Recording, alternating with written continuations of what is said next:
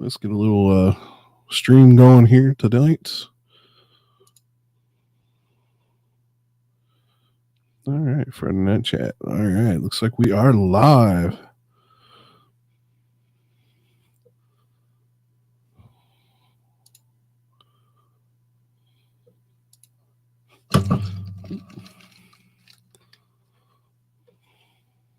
All right, got a good audio check going. What's up, everybody? Welcome to My Done Life. This is normally where I take you on my adventures on two wheels or four, but tonight is just let's just drink and chat. So if you're looking to want to join,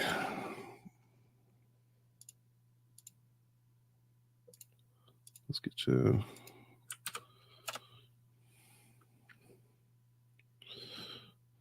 There we go. We got Jonesy on.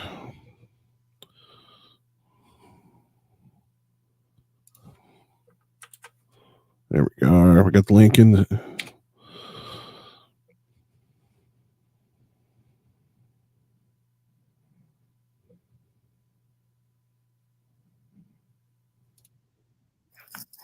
Hey, Travis. What's up? Hey, how's it going, buddy? Yeah, it's going fine. So you're in Columbus, correct? Yep, Columbus, Ohio. All right. Oh, hang on. I gotta kill my YouTube here. There we go. Columbus. Yep. The Buckeyes.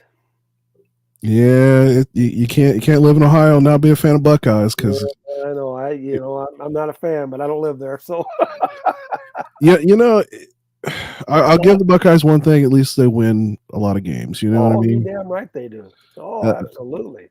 We were just on Scouse's stream. He revealed his new bike, which congrats to beautiful bike, Stevie. Yeah, I wish I could. I'm not saying I couldn't do that, but man, I know what that bike payment probably looks like, and it. Oh, what do you say? You got a 21? Yes, 21. Yeah, and I guess the 22s are out now. So, and I'm not looking to get a new bike because my bike's a 15. But it's like I'd love to have one. Don't get me wrong. I hadn't ridden one of the new Milwaukee 8s. I don't know nothing about them. But you know what? I just was in there yesterday. I went to 2 Harley shops yesterday, and the day before I went to one. I just walking around looking at the bikes and gorgeous, but I just don't want to pull the trigger, man. Mine's paid off.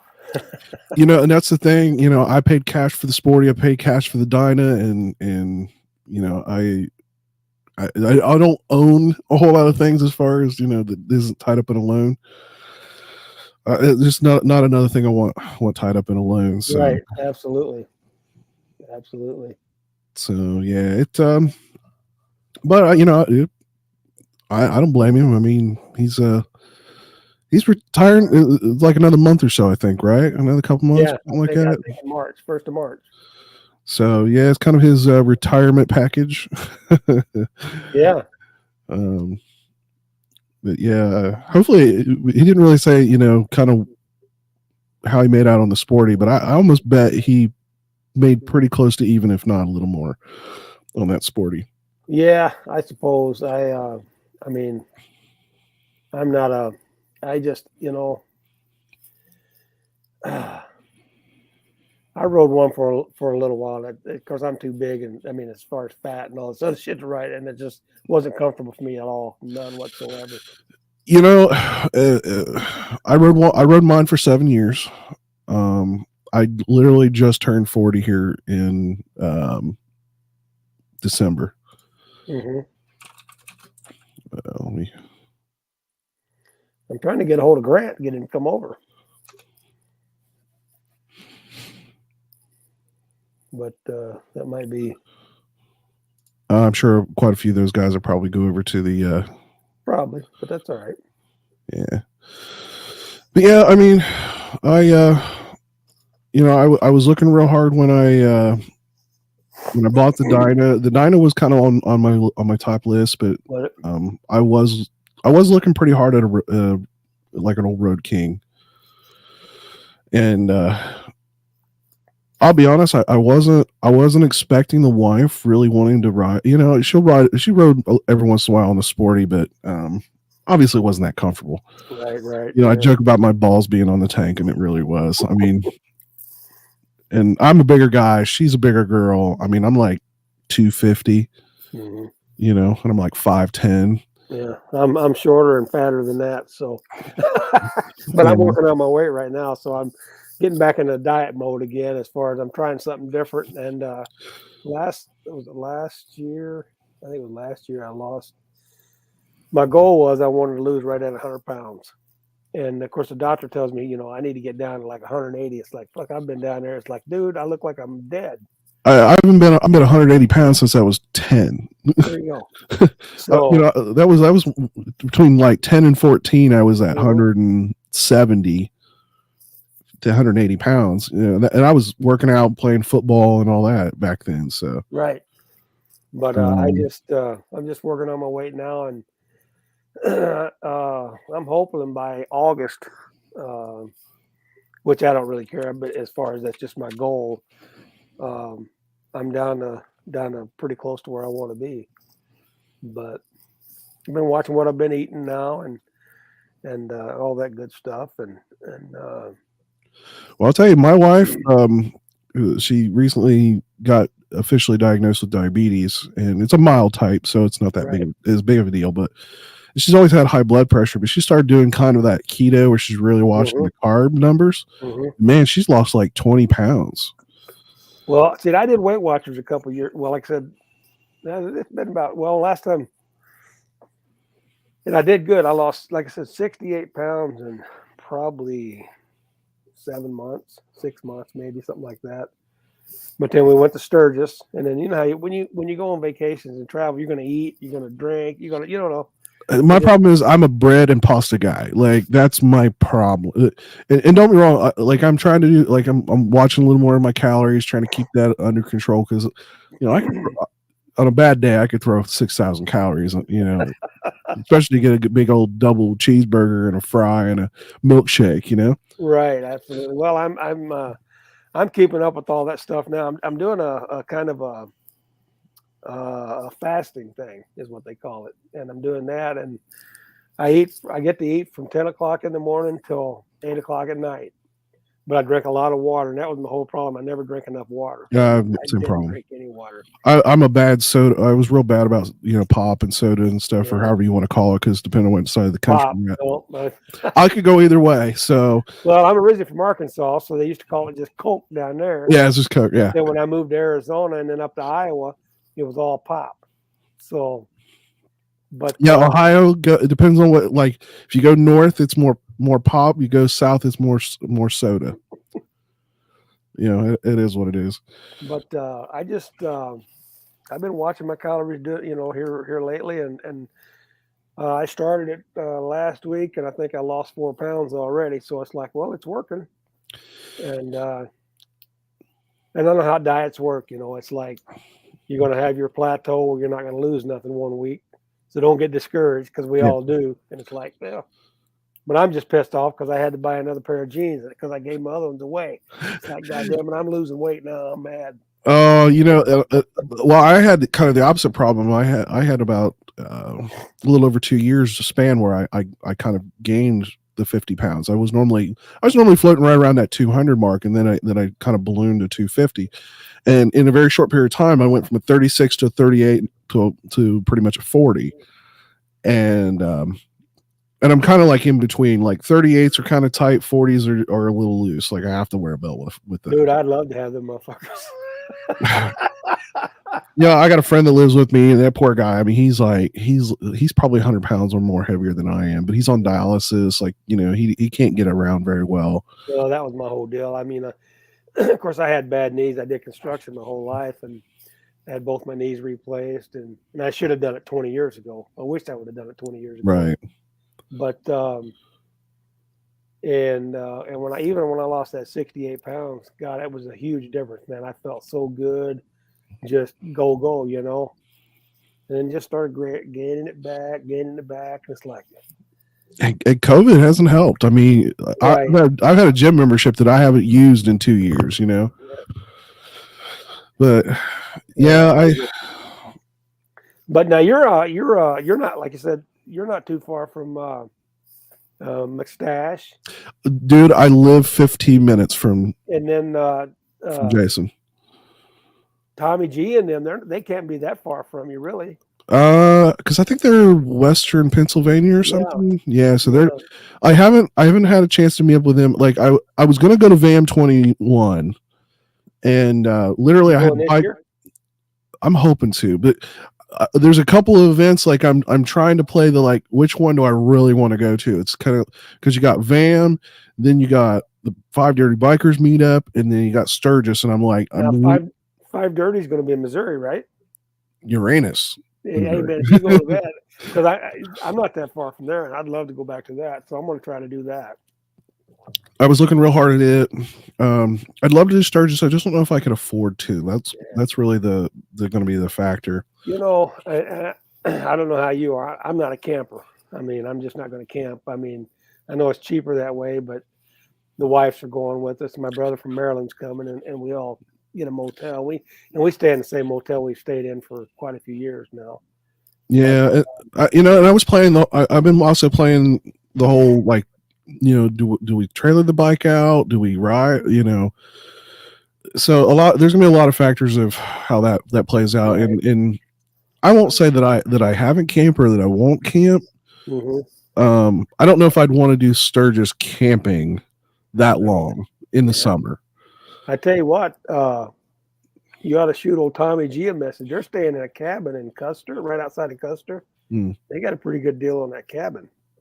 He could give you some info on it and all that. But Yeah. he was telling me about it. They're staying in a cabin, and they're not actually very far from us. So, but yeah, we're trailering ours out because it's just the wives. It'd take too long to get out there with the wives and all that.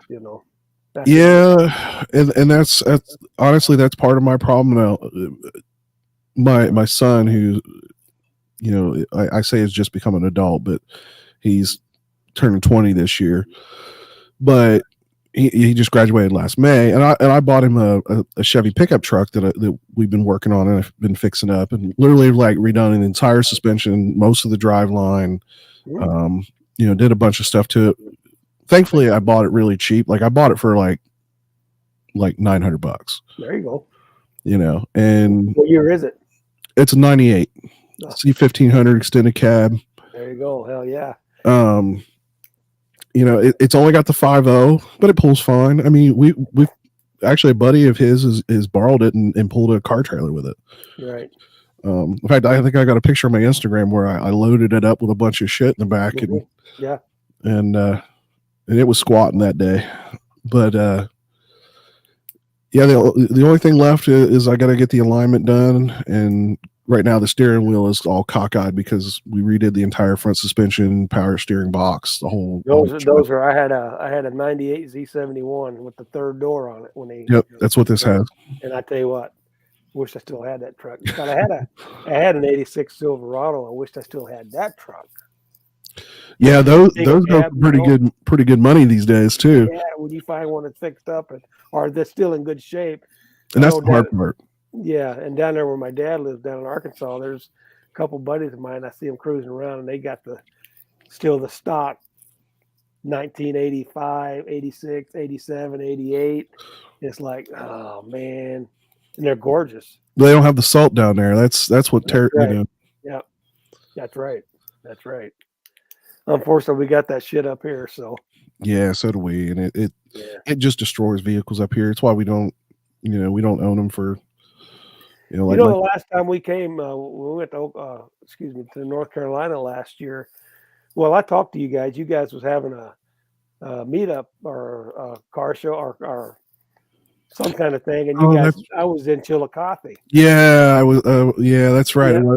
You were, weren't you? Yeah, but we had the bike loaded up. If we didn't have the bike loaded up, we would have jetted back up that way. But yeah. Because we cut across. I know I've been that way. We went through Columbus one time, and then the other time we went over through. It actually the GPS took us over around through Cincinnati and that way. Don't get me wrong. if you're traveling, it's much more scenic that going through Cincinnati than obviously going, because it's pretty much, if you go across 70 through Columbus, it's flat. Right. Yep. It'll get you there quick, but it's not, it's not going to be a very scenic route. Right. Now, funny thing is, I'm originally from Chillicothe. I was born and raised outside. Oh, really? Yeah. That seems like a pretty cool town. You know, I know it's kind of, I mean, I've stayed there 3 times now. Here's the thing about Chillicothe. Back when I was growing up, and taking consideration I'm 40, so, you were talking 20, 30 years ago. Mm-hmm. It was the town. It was the model small town, where pretty much about the only thing that went on was drinking and smoking weed. That was pretty much the only thing you ever had to worry about. And then heroin got bad, and then there was a lot. Businesses went away, especially some of the big ones, and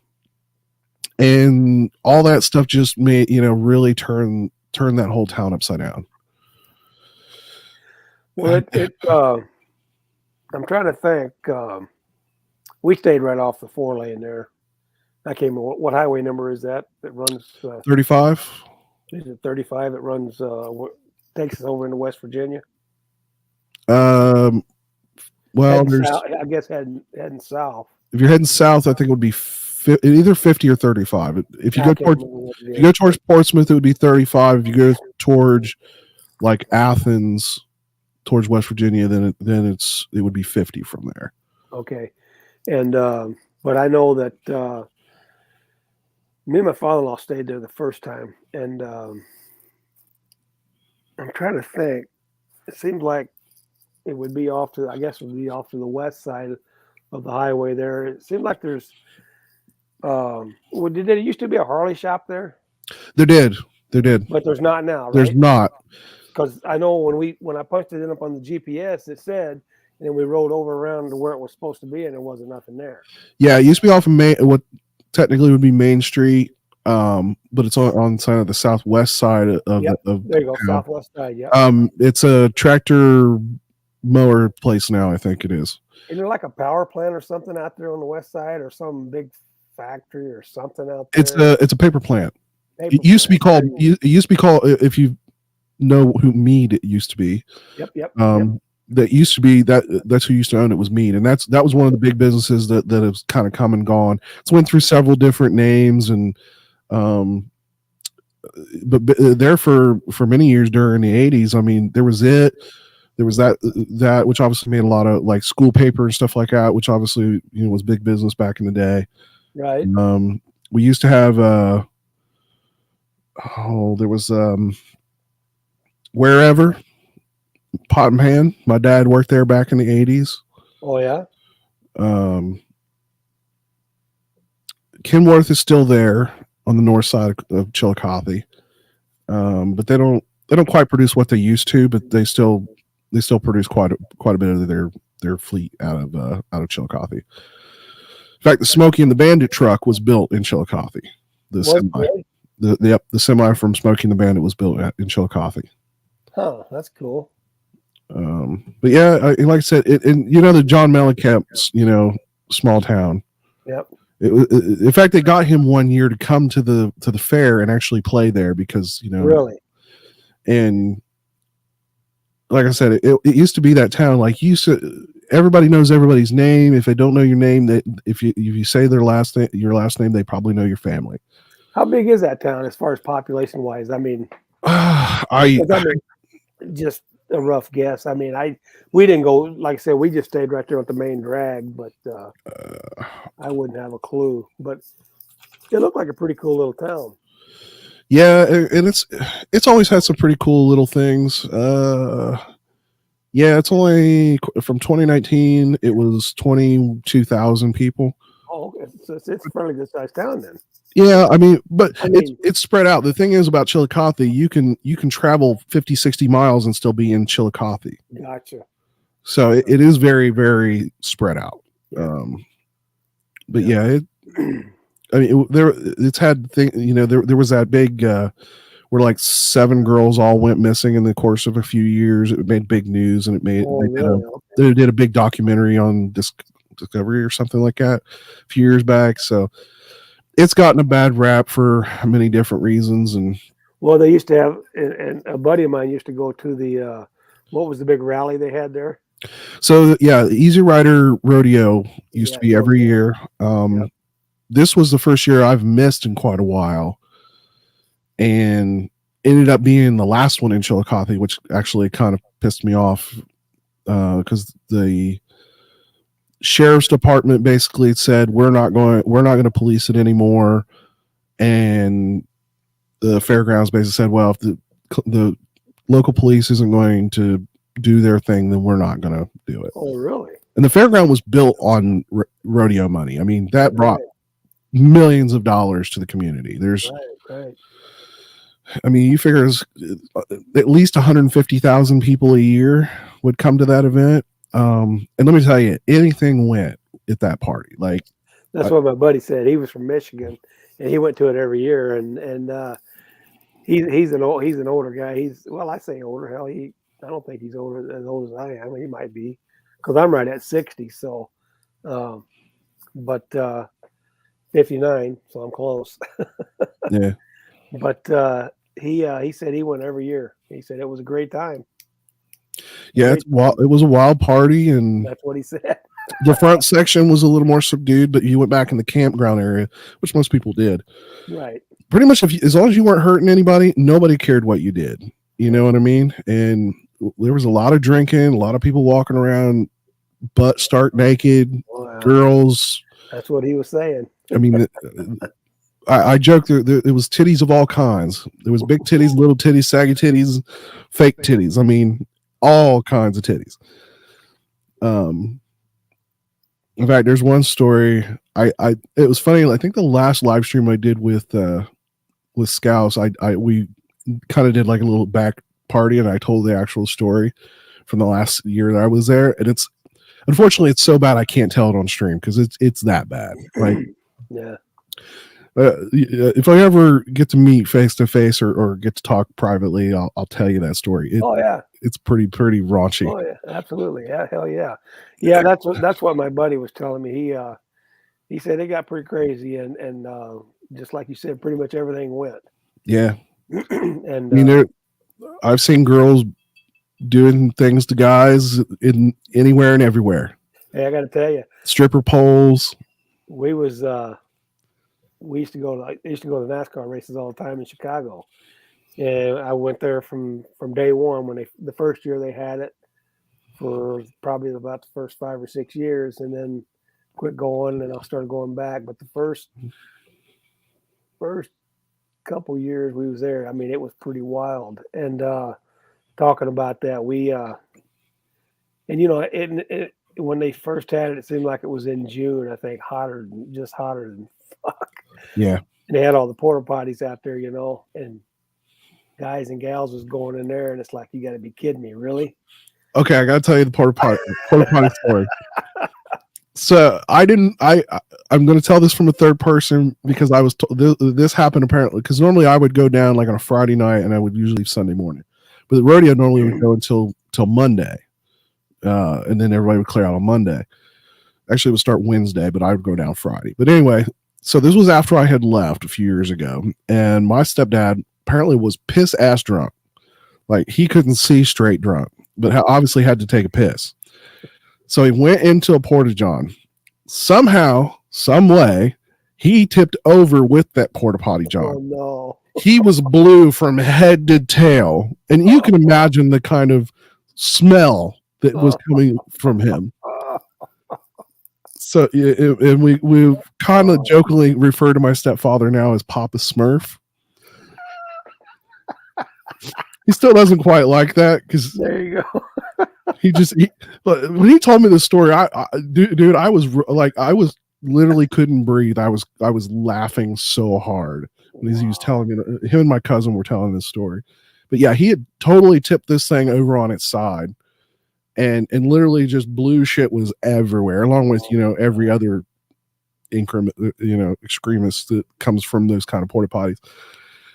So covered in head to toe into shit. My cousin had to drive him home so he could shower and change. And my stepdad's like, he's like, I didn't even bother trying to wash those clothes. I burnt them. No shit. I would have done the same thing. Oh, my cousin's like he's like, I literally had my head out the window trying not to gag. He said it was the stench was horrendous. I can imagine. Oh, God dang. Yeah, I mean it was rodeo was always kind of my end of the year like last ride. I would ride down, I would ride back. Never really did much there. All my family would go, and we would all camp in the background. And that's why I said sometimes I'll camp, but I wouldn't want to camp that long.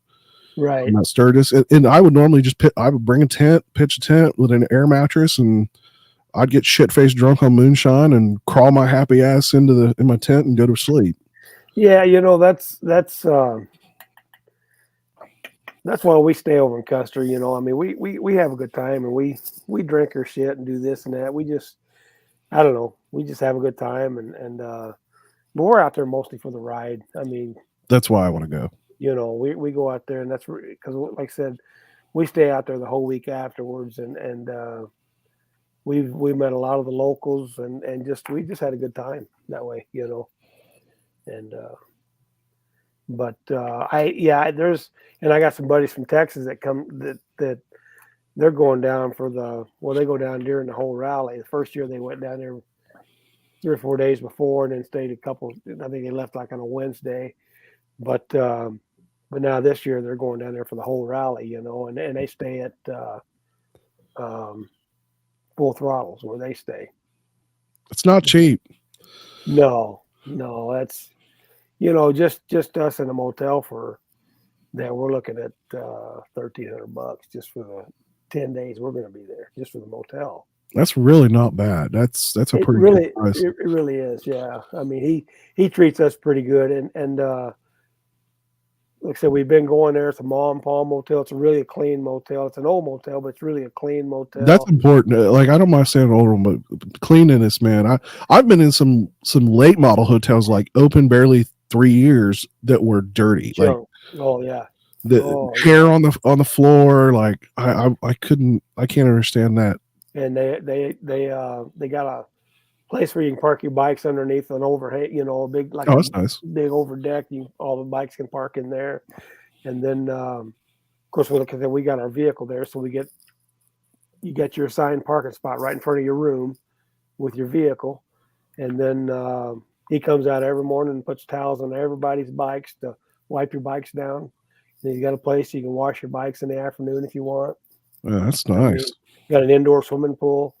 You got an outdoor fire pit. I mean, it's a nice. It's right on the main drag, right downtown. Yeah, when you said that, I pulled it up. I'll take a look at this. Cheap motel, yeah. And he always told me, the first year I went out there, I rode by myself, and I got online and I booked my room.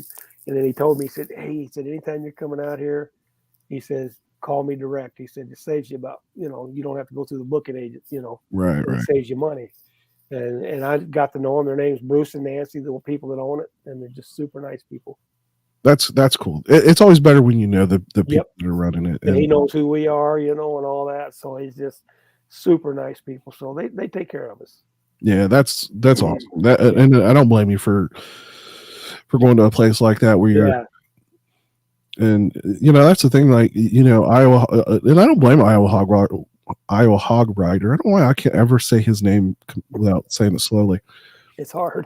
Iowa Hog Rider. I'm the same way. Hey, what's up, Road Rash?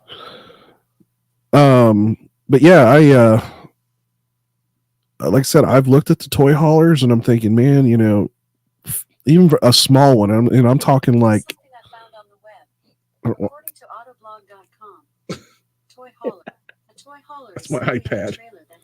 Yes, I know what a damn toy hauler is. Shut. That's funny. The hell up. God. Oh, actually, that was my Alexa tablet.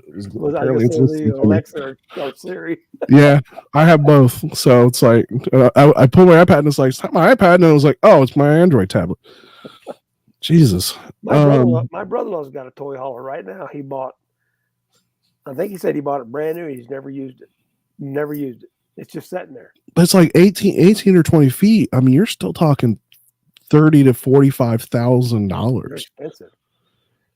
Both But- my cars are not that kind of money. Like, Yeah. and I bought both of them brand new. You know, I got a 2018 Hyundai Elantra Sport that I paid 23, and I paid 32 for my wife's Kia Sportage. You know, we got a Subaru Legacy. I think we paid 23 for that. The 19. Yeah, I was. Trust me, I was crying when I pulled when I signed the note on the wife's car. But she absolutely she had to have cooled seats. She wanted the Yeah. seats to blow They're cool air. nice. I got him in And the truck, so Yeah, first truck no. I had them, but it's nice. I'll tell you, I've had a few people ask like, how do you like that Kia Sportage? And from a ride standpoint, it's a great ride. On the highway, it gets pretty good miles. It's not as good as my Elantra Sport, which is funny because it's my Sport has the same turbo motor as the Hyundai Veloster. And I've made I made a trip out to Kansas City over the summer. I've made a few trips to Florida in that car, and when I'm on the highway, 6th gear, I can be doing 75, 85 miles an hour, and I'm still getting 34, 36 miles on the gallon in that car. But it rides great. It's got nice features. It's got the built-in maps, but it also has obviously Apple CarPlay and all that stuff in the right. Yeah. It's got heated and cooled seats. Yep. It's got the power trunk, where it opens up itself. But yeah, like I said, I cringed when I signed My truck, I had a 2012 F-150 Ford. It was a nice truck. I mean, it wasn't nothing fancy, cloth seats, and all that. But then I've got this 17 Dodge Ram, and that's got all the leather seats, like you said, all that stuff. Personally, I wouldn't have went out and bought that because I couldn't afford it. There's no way. But I bought it used, of course, and got a good deal on it actually. But I tell you what, now my trucks are always 4 doors. I'll never go back to it's kind of like once you buy a 4-door truck, you won't go back to the extended cab or whatever, and that's me. And of course, I'll always have a 4-wheel drive. Now, my next truck's going to be a 2500 because we talking about the toy haulers or whatever. That's kind of maybe what our plans are going to be doing here. All the kids are grown, and if it all works out, because she can work from anywhere, and that's kind of what we want to just like go here and do whatever. As long as she's got internet, she's good. Interesting. Somebody I work with just bought a Chevy 2500 and Duramax. No, actually it's gasoline. Yeah, I'm gonna get a Duramax. I'm gonna get the diesel because here would be my only trepidation about the diesel. Let me tell you, the DEF systems on any truck. I work in the transportation, so I deal. I guys who deal with semis and big trucks. Yep. That DEF system is hell. So I know it. expensive to replace, And it will need replaced. Right. I would say lease the truck, don't buy. It's just, yeah, and that's why the guy that I work with bought the gasoline version because he didn't want to deal with all the, and he's actually using it as a plow truck. Right. And but the 2500 he bought, it was the work version, so it's very stripped down. It's got basically only thing it requires DOTY, so it does have a backup camera, but the screen's pretty small. It's got no real fancy seats. It's got vinyl floors, and that was still, it wasn't what he paid out of pocket, but the top number before his trade-ins and all that was still almost $60,000. Yeah, they're very expensive. And he did get really good. He traded a minivan and one of his other cars, and he only ended up paying $23,000 out the door. He got a smoking deal. Yeah. Smoking deal. The pickup truck he traded in was a Nissan Titan, and he literally said he owned it for 4 years and only basically paid $2,000 to drive it for 4 years. Wow. Yeah. Because they're used prices are ridiculous. Well, even right now, I mean, my truck, what I paid for it, I could take it in, trade it in right now, and probably get back what I traded it in for. But then I'd have to go buy another one, Yeah, and that's where they're going to get me. And if you're in for a new vehicle, as long as you're not getting hit for over MSRP, that's not a bad idea. But Right. it's kind of pick and choosing your battles. And I've looked at the smaller trucks because I kind of like to have a truck of my own. Like I said, I bought the one we fixed up for my son, hmm and I've got maybe $5,000 wrapped up in that whole truck, which is about what it's worth. I mean, it would sell easily for $5,000 Right. if we put it up for sale. And my thing is like even the small trucks, the Maverick, the Ranger, the Colorado, they're still $40,000. Yeah, that Ranger. I mean, I got. Oh, yeah. It's No, I couldn't have a small. I had a little. Back when you remember back, and I can't remember what year it was. 98. Let's see, 2000. I don't remember what year it was when S10 and they changed their body styles. The little rounded. Yep. And I bought one, a little single cab. It wasn't an S10. late 90s when they did that. What year was it? It was late 90s when they did Late 90s. Yeah, and it was shit over. the one I had was the GMC, and a little stick, and nice little truck, great gas mileage, but it's like It's cramped. It's you fine. know, It's fun if you're by yourself. You occasionally haul some yeah, mulch or whatever. but you're not going to be pulling nothing. No, it's my And that's stepdad. me. I'm going to be pulling shit and all that, and I'm always pulling a trailer of some kind, and I just bought that new trailer, so. And I had to buy a new drop hitch for my truck now for that trailer. So that's How big? $250. The trailer, Yeah. 18 foot. It's an 18 foot. It's an 04 18 foot. You know what? I don't know if I can show you a picture. Maybe you can zoom it in on here. But it's an 18-foot Hallmark motorcycle trailer. Let me get my picture here if I can pull it up here real quick. I don't know how to do all that stuff on the computer, so I'll have to do it this way. But it's a great trailer, and it's in really good shape. Let's see here. Get a better picture of it. That's. Oh, okay. And then the inside of it is the inside is fucking sweet. It's all finished off. Oh, that's nice. Yeah. And I got a smoking deal on it too. That's the reason I bought it, because I was looking at new trailers, and I was just looking at like a 16-foot, and they was wanting $10,000 for one. It wasn't even finished off. It was just plywood, and it's like, yeah, the trailer prices. I've thought about, talking about the toy hauler. I thought about going the route of buying a trailer and converting it, doing a small, bed and shower and all that stuff in one. right. And I'll be honest, I'm not the handiest person. Like I can do most basic mechanic work, but when it comes to construction, I am a total ass. Like I can't build a left turn for nothing.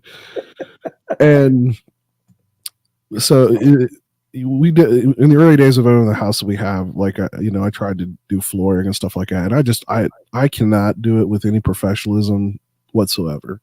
Well, that's what I used to do for a living, was carpenter, and that was my career. But and I'm thinking about that trailer is just on two sides, just a fold up bed that goes up against the wall. Just boop. That's exactly what I was thinking too. 2 racks, and there you go. And then even that trailer, you could put a queen mattress up against the wall, and it would fold right down across the. So I can get 2 full-size bikes in there, and of course, as soon as I get the weather breaks around here, I mean, it got cold again today, but most of our snow is gone. But when it starts warming up next month, hopefully, I'm going to bring, because it's parked right across the street right now, but I'm going to bring it over, and then I'm going to get my bike out, pull it in there, because I'm going to probably end up moving they already have the chocks. Floor, the chocks, yeah.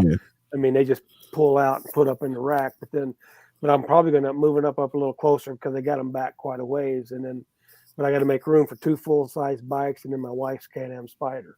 Okay. And I consider getting your, if you don't already have one, get one of the it's where you can, almost like a rivet gun, but you can put threads on it. oh yeah. Do a riv nut. That's what I'm thinking. Right. Put some riv nuts in the floor. That way you can put it in a couple of different positions. You can just bolt it down. Yep. Then when you're done, you can unbolt it and hang it on the wall. You know. That's what I'm planning on doing. Like I said, when it warms up, then when summertime gets here, I'll start working on it, getting it set up the way I want it, And but this trailer was just strictly a motorcycle trailer. That's what his dad had bought it for.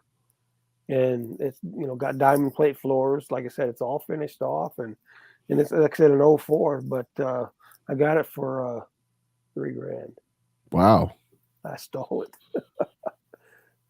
Just happened to be drinking at a bar down at my dad's. Yeah, And a buddy of mine, I told him I was looking for a trailer. He said, "Oh man," he said, "I got a buddy got a trailer for sale. He's gonna sell it to me for $3,000." I said, "Would he sell it to me for $3,000?" He said, "Well, yeah." Well, I got a hold of him, went and looked at it. He even delivered it from Arkansas up here to Illinois to me. Damn. Yeah, right to my front door. Wow. Yeah, I got it 2 weeks ago. What's the weight on that one? It's 6,000 pounds. I think is what the trailer weighs. It's a heavy. It's one of the old trailers, so it's a heavy trailer, but it's a little lower profile. It's not. Yeah, that's what I noticed. Yeah, it was a lower style. But it's and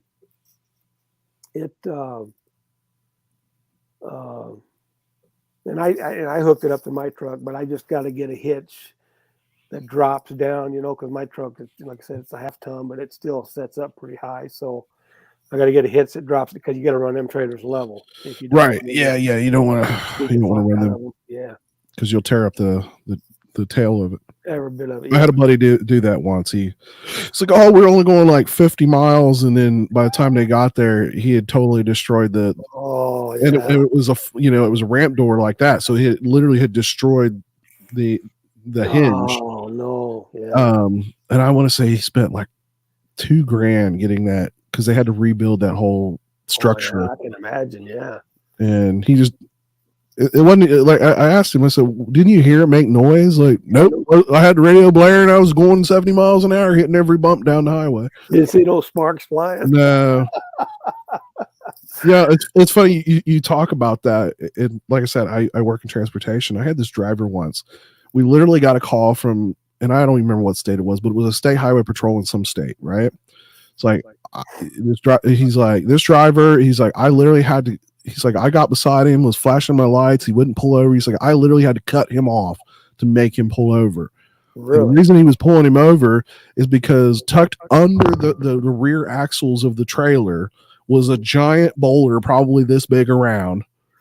It totally destroyed the axles in that trailer. Like, I mean, they was literally just like tucked under, tires busted. Like, Wow. And he was dragging this thing at 50, 60 miles an hour down the road and didn't even know. Holy shit. Yeah, some of the stories I could tell you about drivers who I bet. destroyed equipment. Like I had this one dude that was like, I called him Crash Holly, because he was that dude. Every time he'd come back, like it seemed like every other week, he'd come back in the company straight truck, and the mirror be knocked off, or I think we put 3 battery boxes on that truck at one point, where the steps and the battery cover is. Replaced that probably 3 times. The one that got him fired, though, he comes back, never says a word, just up and leaves. And my mechanic goes out to, or no, my unloader goes out to unload. He's like, there's something wrong with this truck. It's leaning weird. He's like, something's wrong. And me and the mechanic go out and look. So normally there's the frame. There's usually a piece of like 4x4, and then there's the box on the truck. So he had knocked the box off the wood, and you could see this big giant hole in the driver's side corner of the box. Like he had hit something. And we called him up. He's like, I don't know. I didn't hit nothing. I don't know what you're talking about. I'm like, how the hell did you not know? There's no way that didn't rock the truck. No shit. And he was that guy. He was the guy that was just like, you knew he was in trouble, but he would never tell the truth. And that's the thing. If he just said, "Oh yeah, I did it, I hit something," he ended up sprouting across a small bridge one time. I mean, the dude was. I don't know why the company let him stay as long as they did. Like, he destroyed 2 straight. Here's another story. So the first straight truck he was in, this was a standard international straight truck. The second one I was talking about that he destroyed was like a little Isuzu style, like a furniture box. Okay. But the first one was a full regular size straight truck. Okay. An axle is like 4 inches around. Right. Things, they're like semis. He snapped an axle clean. Holy shit. He calls up and says, "Oh, the truck, something happened. The truck won't move. Da, da, da, da." We tow it back. Mechanic pulls the axle out, and it pulls out about this far. Like, there was this much axle that actually pulled out with the hub. I'm like, Jesus Christ, dude. Like, he must have been popping the clutch, like, trying to drag race somebody or something. But wow, there's some strange ones out there, though. I know when we came back from Sturgis, of course, I don't know what happened on this deal, but it was on the news too, because this had to be one of the biggest toy haulers you could get. I mean, this thing was huge. Truck, trailer, everything burnt to the ground. I've seen that happen a few times. Yep. And if you don't service wheel bearings, and I've had almost the same thing happen with a trailer on a semi. The wheel bearings got hot, it heated up the brakes, and if grease or oil, once it gets a certain temperature, you cannot put it out with a fire extinguisher. Water is the only thing that will put it out. Yeah. And that's what I had happen with a driver. He was heading up to Columbus. He did a Columbus to Cleveland turn, and he was heading from Columbus to Cleveland. And some guys on the radio was like, "Hey, dude, you're smoking." He pulls over, and there's small flame coming out. And obviously, company truck, he had a fire extinguisher, right. Used it. Another dude stopped, used his fire extinguisher. The thing would not go out. Literally, the only thing left of this trailer was the was the frame and the back door. That was it. Wow. It had burnt to the ground. Yeah. Yeah. That's another thing that I talked to this guy about when I bought this trailer. He says, to be honest with you, he said, "I don't know when it was the wheel bearings and all that, so I'm going to bring it home and jack it up and replace the bearings if I have to. I'm going through all that shit." Yep, definitely did. Yeah. Well, and people don't realize if those on a trailer lock up, it'll lock the whole brakes, everything, and that thing will just go. You'll fat quicker and shit. Oh yeah. So yeah, maintenance on a trailer is definitely an important piece of ownership. Yeah, I always pretty much try to take care of all my equipment. I mean, because my dad, he's a retired truck driver, and I just remember every weekend working on his truck, and I mean, it was just an every weekend deal when he came home. That's what we did. We worked on his truck, getting ready for the next week, and yeah. So yeah, there's a lot of guys that don't do it though. There's a lot of them that just, I bought this, I'm just going to take off. Yeah, it's so funny. I've had conversation with drivers, like they don't carry a hammer, they don't carry a screwdriver, a pair of pliers, some duct tape or electrical tape. Like, dude, that's thousands of dollars saving you on the road. If you blow a hose, you wrap it in duct tape, and you put a couple of gallons of coolant, because you're not carrying that either. And you get down to the next truck stop and you get a new hose, and yeah. And that's my son. He's a truck driver. He drives for Casey's General Stores. Okay. And that's what he does. And of course, those big companies like that, their trucks are. Of course, Casey's has pretty much got most of their trucks are pretty new, and but they take care of them pretty well. And but I know there's a lot of them out there that don't. No, and a lot of them don't. It's scary knowing what I know as far as seeing some of these guys on the road. And I can imagine. And the thing is, like, I've been a dispatcher. I used to the mechanic I'm talking about at the place I used to work. Mm-hmm. Help him all the time. Of course, he let me use his shop whenever I wanted. So it was, kind of a right. tip. And I've worked in the warehouse. I'm now doing IT work for the warehouse and stuff. So kind of, I've had a little bit of everything. I've driven everything under a straight truck. I could drive a tractor. I'm just not licensed to. Right. Um, Well, you ought to get your license now. You can make a lot of money. that's a life that Yeah. you have to be prepared for. Like Yeah. most people, the reason why a lot of people talk about truck drivers being on their third, fourth marriage, there's a good reason for that.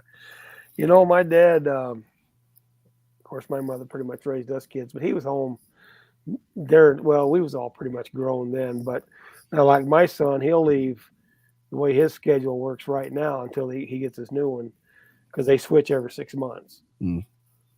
And he leaves out on Monday. Well, he leave out on Tuesday morning, like 2:00 in the morning. Mm-hmm. And then he's gone Tuesday night, but he's back home Wednesday. Okay. And then he leaves again Thursday morning, like 2:00. He's back home Friday. That's if you can get into one of those deals, it's never bad. Nope. So and that was one of his big things. He didn't want to be away from his family, So now his wife has told him. I kind of laughed at him when he told me this. I said, "What the hell? She trying to get rid of you or what?" Because she told him, she said, "You can go out and make more money." He's making good money because the company he works for still pays by the hour. Yeah. Not many trucking companies do that. No. And he still gets paid by the hour, and they pay for his motels, the whole deal. So he don't have to pay for none of that stuff. Plus, they give him a per diem for his food during, he's got a pretty good gig going. And so I asked him, I says, she told him, you go out and make more money if you go over the road. Well, he don't want to go over the road because he don't want to be gone from the family, Yeah, and if you're doing the over the road, you got to at least be running 70 hours a week. I mean, run a lot. Yes. If the wheels aren't turning, you're not making money. That's exactly right. And one thing I'll say about being in the business for as long as I have, because I've been doing this for almost 20 years, and the rates that drivers being paid now are the same rate, or actually less money than what we were getting for trucks almost 20 years ago. Really? We used to when I started, it was $265 a mile to $285 a mile roughly, and then it was mid-30s, and per mile for fuel. And they didn't have DEF and all the extra truck maintenance and stuff like that they do now. And now, drivers would normally get 65% or 60% of the 285. So they were still making $1.85, $2 a mile. And now drivers are lucky to get $1.60, $1.70 a mile with fuel. Right. Yeah. And obviously fuel is more expensive. Yeah. These owner operators, man, I don't know how they do it. It's rough. It really is. How they do it. That's what my dad was. He was an owner operator for most of his career. I think it's probably his last. I'm just trying to guess 8-10 years maybe. He went to work for, and we tried to get him to do it a lot earlier, but he just wouldn't do it. But just to get away from having to maintain your truck, let them pay for it. Drive their truck. But he ended up going to work for Mercer. Oh, okay. Which out of Memphis, Tennessee, and then of course Mercer got bought out by Swift, and then he was with Swift just a very short time. That he had enough. He retired. Yes, the jokes about Swift drivers.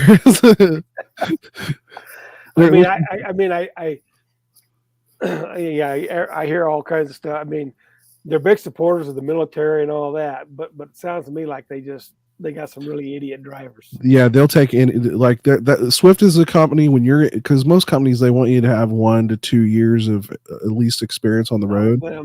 Swift is the company you go to start that 1 or 2 years experience, and then you move on somewhere else. Right. Yep. And when he was there, he wasn't there long. It's time for him to retire, he said. Yeah, and I've dealt with Warner, and I've dealt with R&L and all those different companies. And the company I used to work for was called Ward Trucking, and they're kind of a regional LTL company. Okay. I work for a company called Crane Worldwide Logistics. In fact, the owner of the company that I work for is the owner of the Houston Astros. Oh, really? Yeah. Rock on.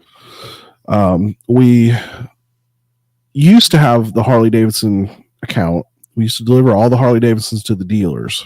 Oh, really? This last round, we lost that account. In fact, when I was a dispatcher a couple of years ago, that's what I was on the Harley account.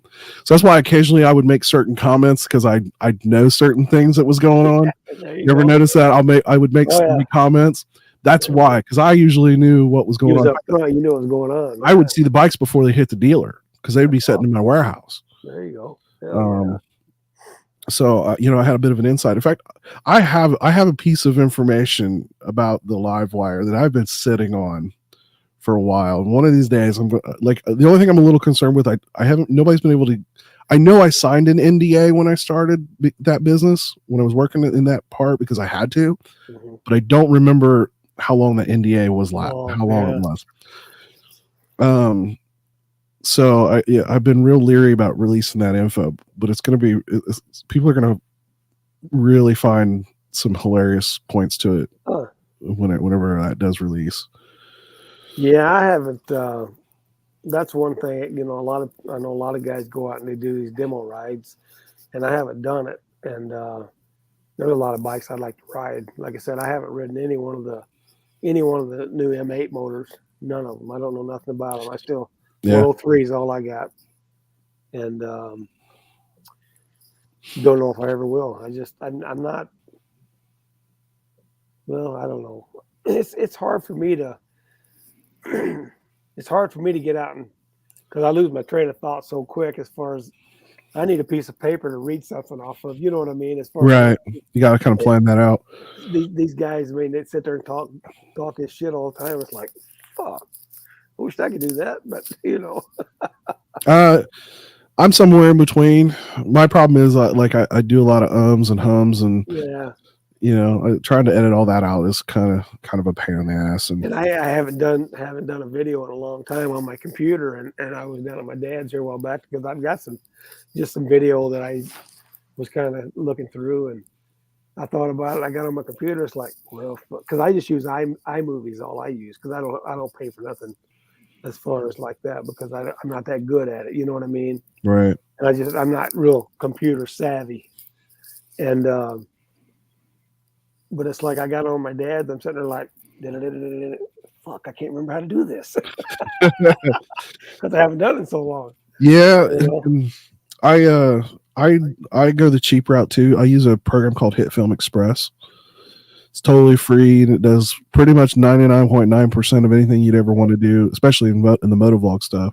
Yeah. In fact, it'll do some of the stuff like Adobe After Effects. It does have the ability to do some of that in the free version.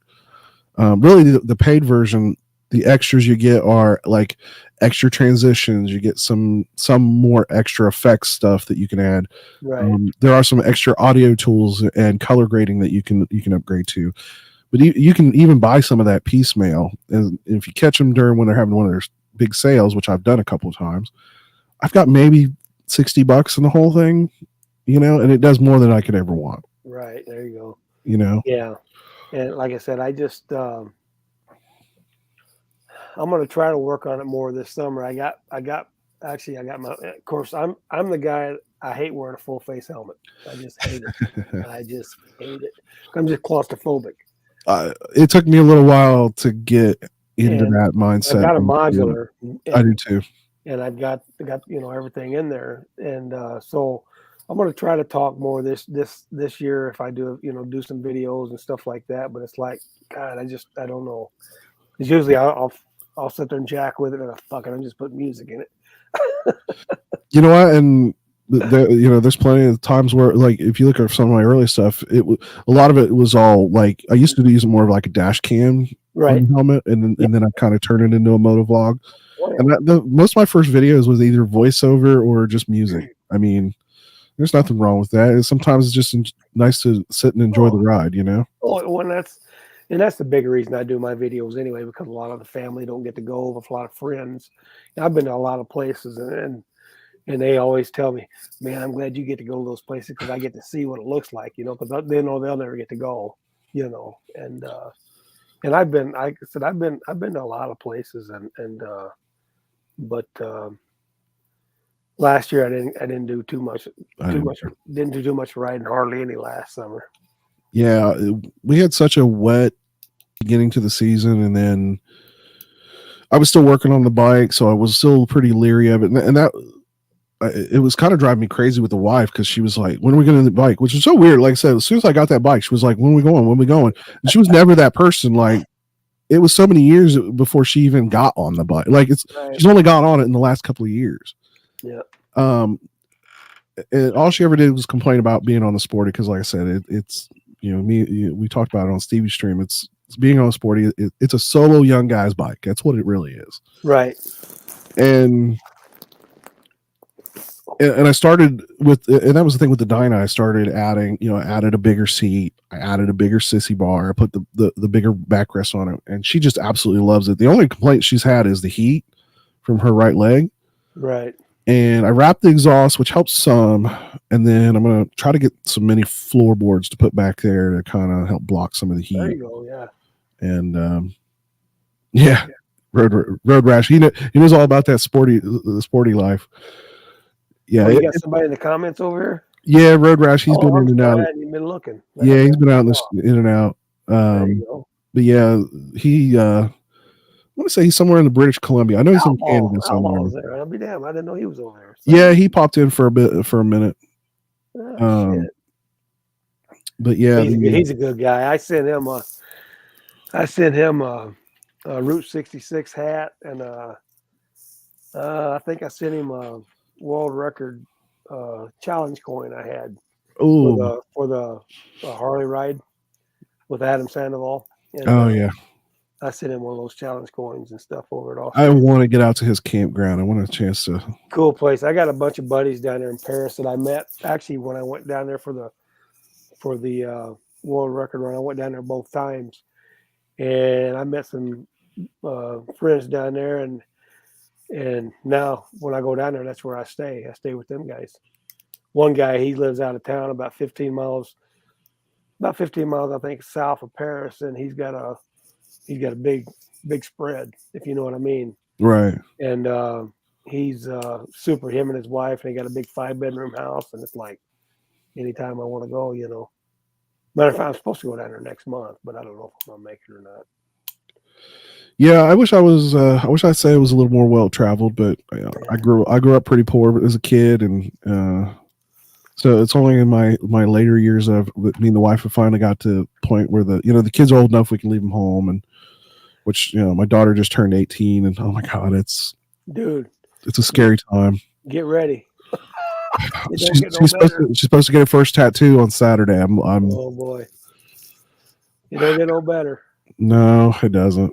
I got to get another. I got 2, and there's one more I want to get on this arm.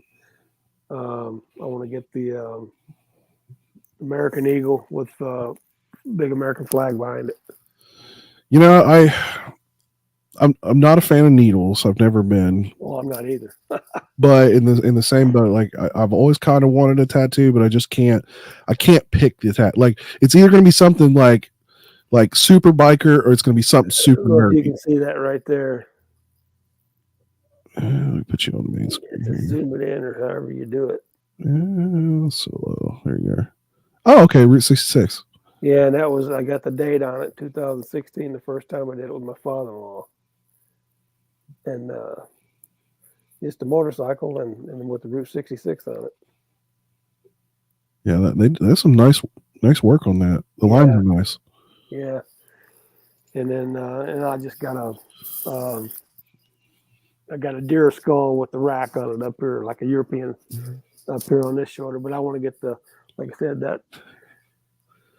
well, actually, I want to get that one. Then I want to get one. My mother passed away last year, so I want to get one with her on there. Just her initials and the date, I think. Yeah, it's funny. My younger brother is actually in the chat. The Venom and Sassy. That's my younger brother Steve. Oh, is it? That's why for me, like, I'm horrible with names, but military biker, scouts. Right. Remembering his name is Steve was easy for me because obviously I have a brother named Steve. Right.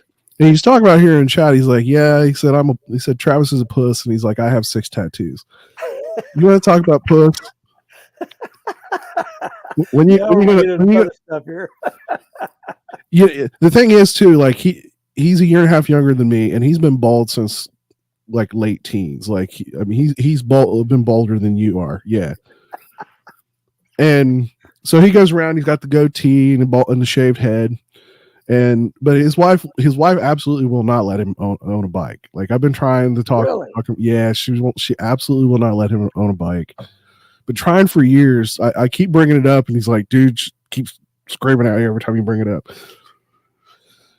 So yeah, but he's balding, not bald. He him and his wife have been, I don't know if they still are, but they were volunteer fire and EMS there outside Chillicothe. And obviously, unfortunately, they've seen some pretty nasty motorcycle accidents. That's what I was going to ask you earlier. So you still have quite a bit of family still live back around Chillicothe? I still have some family live down that way. Most of it's mostly my stepdad family side, and then my brother still lives. Two of my brothers still live down there. And so the as you're going south, you start kind of getting in the hills, and so what? They're the foothills. What are they called? I guess they're not part of the Appalachians, are they? No, they're not. The Appalachian is pretty much like the edge of Ohio. I think is where it sort of touches a little bit. It kind of is just the foothills of Southern Ohio. I mean, there's some really awesome riding to be had. Like I said, I was just on the main drag, but I always look.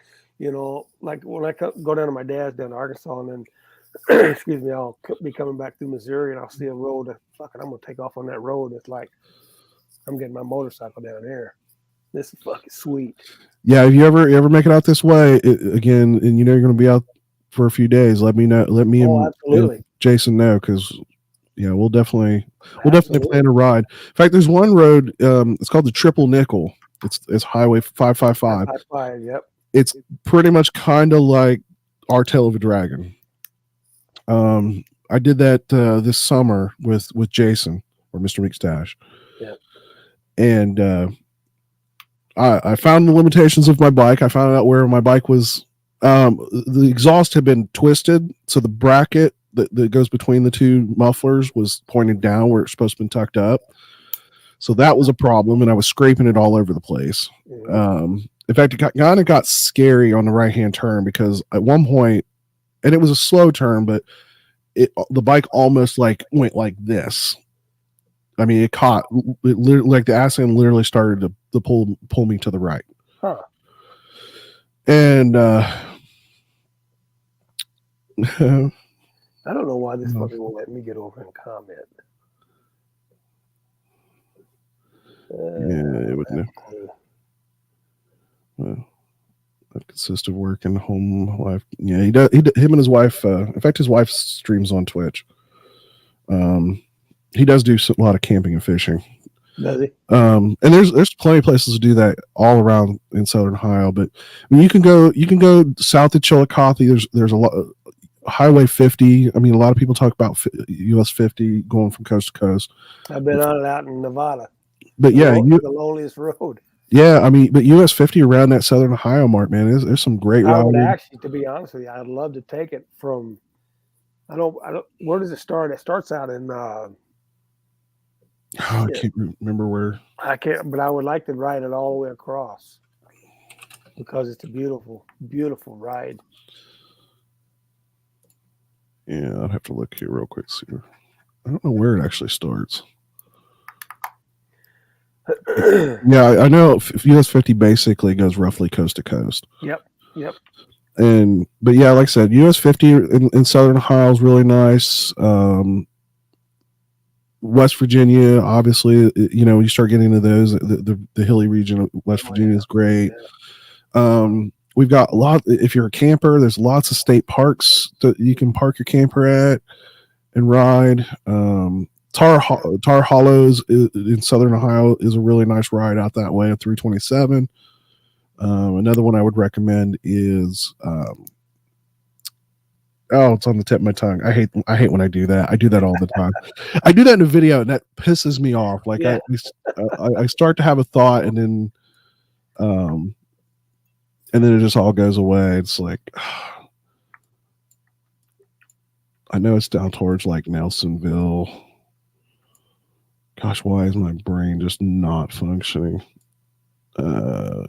The Wayne National Forest, that type of area down between, basically, if you look at 33 between Columbus and Athens, that whole area down there is just absolutely. They actually have what's called the Ohio 9.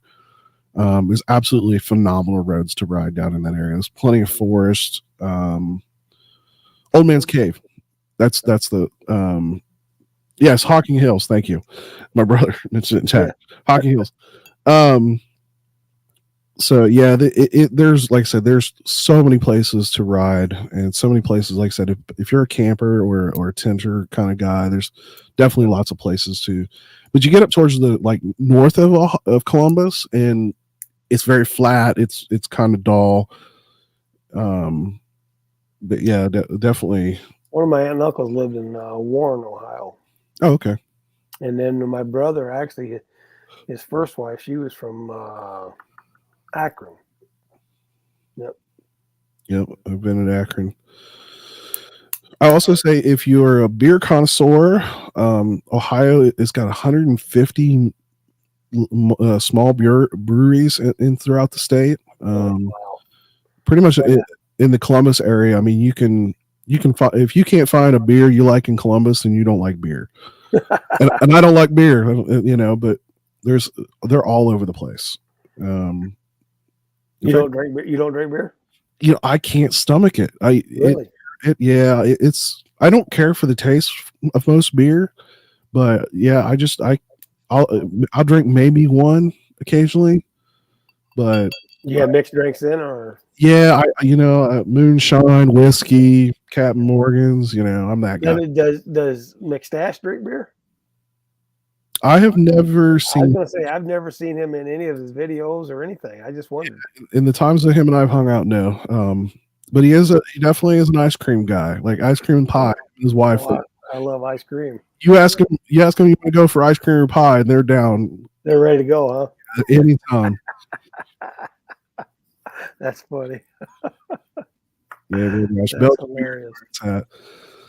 Yeah, I wish I could drink beer, like, because I always say I'm not a cheap drunk, because I love beer. I love. I hate going to a bar and paying $10 for a one shot mixed drink. Well, yeah, and there's some bars that you go in there and you pay $7 for a fucking pint of beer, and it's like, I don't like that either. No. I hate that, as a matter of fact, because I'm cheap. I'm kind of that way too. I am cheap. I'm a tequila guy myself. I don't think I've ever seen him drink tequila. This stuff right here, I tell you what, I just sent a bottle out to Joseph O'Brien out there in New York. But I tell you what, my brother got me hooked on this William Wolf Pecan bourbon. Yeah. And I'm gonna tell you what, that stuff is awesome.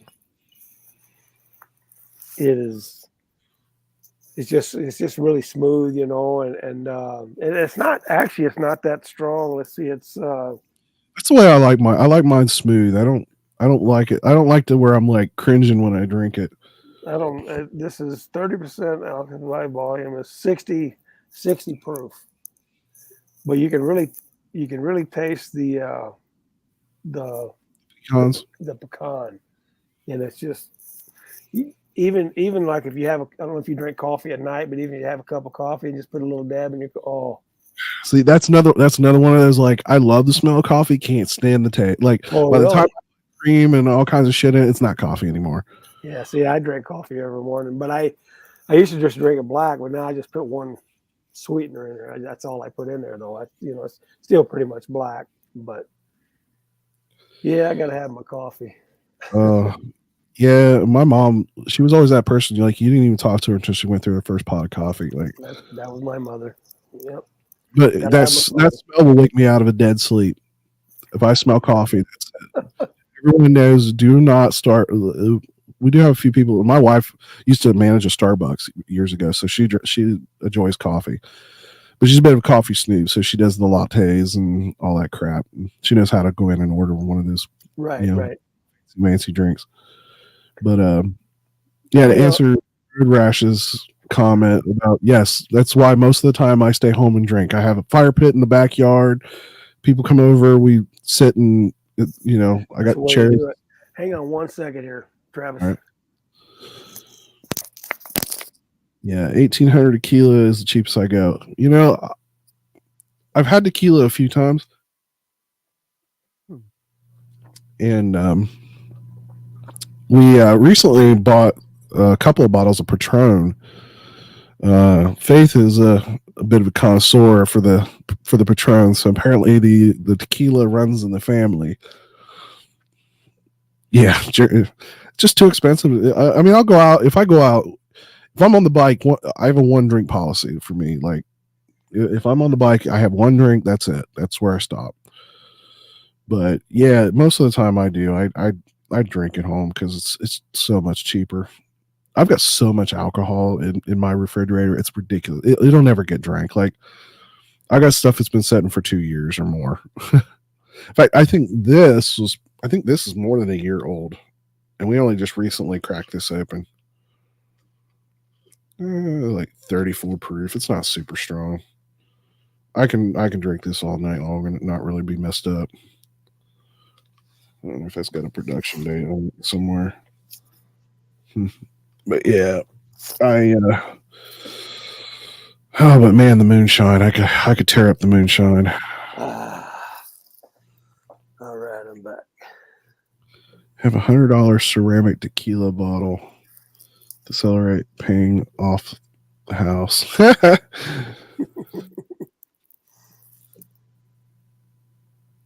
Yeah, he was talking about Patron. He said he doesn't like yellow tequila, only the white stuff.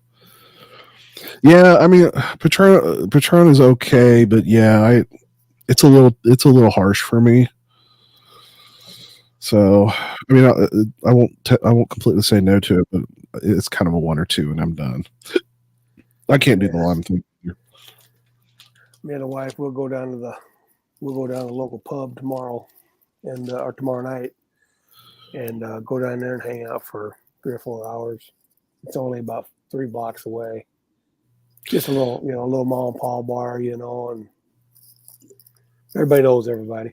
Yeah, and we've got so many of those around here, and honestly, most of them, if I go for the food.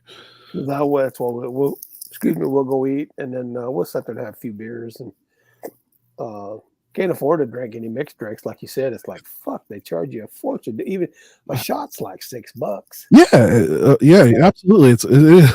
Do the math. I mean, okay, I can buy just like this bottle here. I can buy a bottle of this for $19.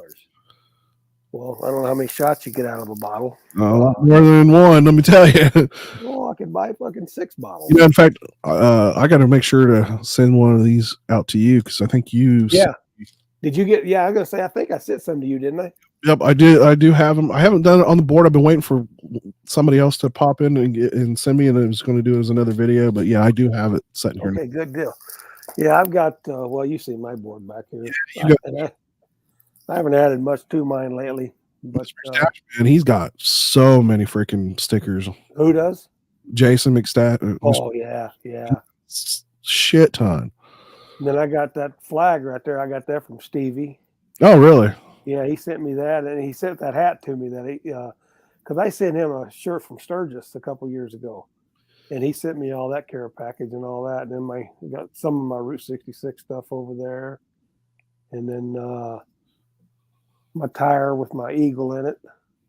I'd love to send scouts. Like, I wish the rules for like sending alcohol wasn't so crazy. I'll tell you what. It's funny.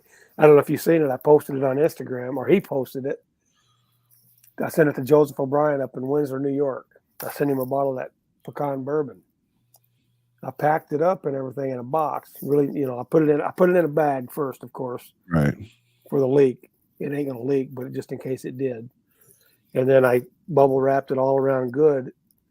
I could shake the box and I could hear the liquid. And they don't want you sending liquid, of course. I thought, well, fuck, that ain't gonna work. I got a little box of screws. Just a little box. I put about, I don't know, 7 or 8 screws in it. Put that in there. All you hear was the screws. Work like a champ. Because he posted it on Instagram, and he posted a picture of the bourbon, the stickers, and then the box of screws. And I've been waiting on people to come back. What's the fuck the screws for? Well, I But guess that's bourbon he what could it was. screw himself, right? What's that? So if he didn't like the bourbon, he could go screw himself, right? There you go. But that's what it was for. The screws was just so they couldn't hear the liquid. Yeah, It worked like now. I don't know how it would be sending him across because you got to fill out a fucking thing. Yeah. And that's crazy because I sent that little care thing to Burning Gas and Hauling Ass. I sent them some stickers and some patches and stuff. And you just have to fill all that. I just hate sending shit when you have to fill all that stuff out for customs. It's just a pain. Yeah, I did that too. Because the first person I ever tried to send something to was Fletch. Well, it used to be Fletch Dyna. Now it's What happened to him? He's working for a Harley dealer now. Really? I mean, is he still Fletch Dyna on there? I don't ever see. No, he changed his name. I think it's Fletch Glide. He got a Geezer Glide too. Gotcha. So, but yeah, he's working for a Harley dealer in there in Singapore. And I tried to send some stuff to him, and he never got it. I sent him a whole I probably had 15 poker chips. Well, I sent him. I think I sent him some. Matter of fact, I know I did. I think I sent him some stickers and a poker chip or two. I know I sent him some stickers, and I never heard if he got them or not. So you're right. Yeah. So I don't know. It's and I know even stuff here that I've had people send me stuff that I never got, but they was having problems at not this post office, but down in Peoria where it all comes in and people was stealing mail. And if hey, here's something here, let's open. Yeah. Sure Well, and the only problem I have with mail is I know and I've had this conversation with the postmaster. I know every Wednesday, that's the day I'm supposed to get the advertisements. That's when we always get that little packet of little coupons, and usually the local ad or whatever that always comes in on Wednesday. Right. Well, it was like, okay, Monday I get no mail, Tuesday I get no mail, Wednesday I'd get no mail, and then I'd get it on Friday. I'm like, I know that the guy's not running, and I was getting stuff like a week later than I was supposed to. So I was having, I had some bills that came in over a week late, and the mail is just really bad lately. Yeah, it's absolutely horrible. And I want to send something out to John from Dad Mad, and I'm worried about that. I'm concerned about whether or not it's it'll actually go to UPS. I'm gonna have to. Yeah, it might cost you. Well, I don't know. Post office is higher than hell anyway. But UPS, I think UPS is probably the way to go anymore. I mean, I got lucky, like I said, because I talked to my mail lady that comes by, and I told her, I said, hey, look, because I've sent some wine before and this and that, and I said, I got a bottle of bourbon I got to send. She said, just pack it up good, and this and that. Said, but I didn't tell you that. And I said, well, I know that, but yeah. Well, the bad part about alcohol, it's not like there's not like a set of rules. Depending on what state you're sending it to, if the people who make it have a license for it in that state, then sometimes you can send it, but then you can't if you don't pay certain taxes. Every state's different, and I've dealt with that in transportation. And we talk about if you were smoking the Bandit fan, the bootleg and the coolers to protect. I do that when I go up to Wisconsin, because when I go down to Arkansas, I pick up a lot of my buddies want me to pick up that. As a matter of fact, I think I got it right here. They always want me to pick up this beer here, that Spotted Cow. Oh, okay. I've heard of it. Yeah, and I always got to take Well, last time I took 8 cases down there, I took 2 cases of that pecan bourbon down there. So I used to have the same deal with some pop that I used to Southern Ohio. You know, there's always those regional sodas. You know what I mean? There's always the stuff that Right. you only make a certain place. And in fact, if you the Kentucky, I think it was it Kentucky. Well, no, it wasn't Kentucky Headhunter. What was the name of that? The song was called Dumas. It talks about a slaw burger and a bottle of ski. Oh, what was it? I don't know. Your brother will probably chime in and tell you.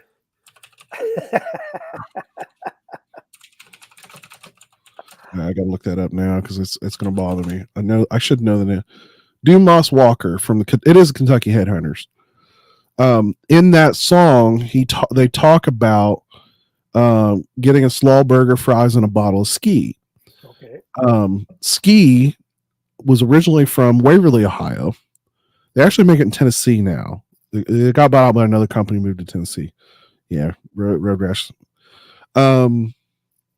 But that song, the ski they talk about, like I said, it was made in Ohio, and it's something like I found one place in this very southern edge of Columbus that I can get it. Used to, I have to go all the way to Chillicothe to get it because that was as far north as they used to sell it.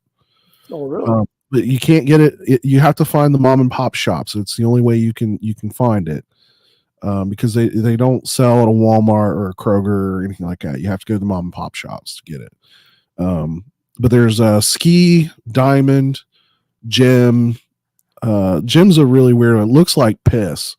It's a bright yellow. It looks like piss. But it's a cream soda.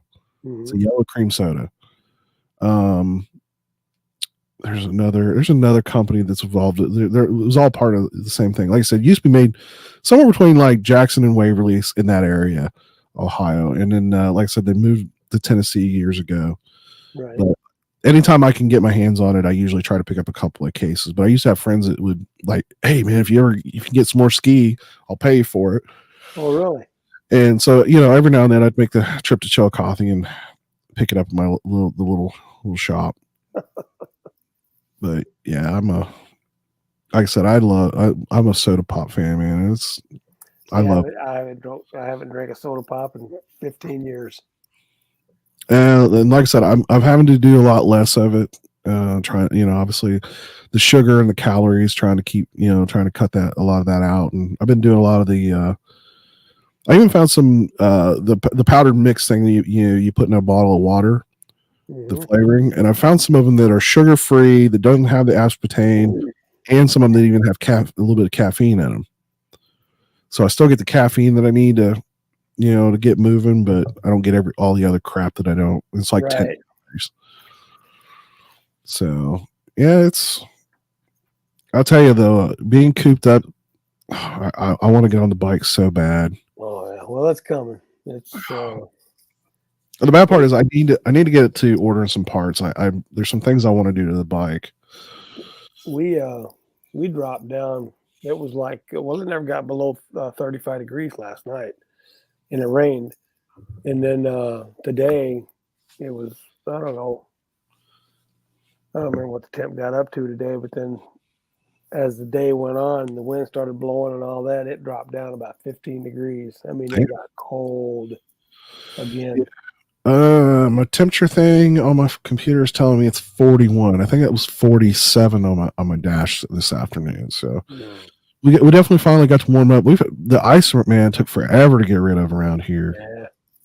And we got more ice than they called for. They were only calling for like a quarter of an inch, and it was like we got more ice than snow. So yeah, you guys got. I was gonna say, because I know how it was tracking across. We got, I think that last storm we got like about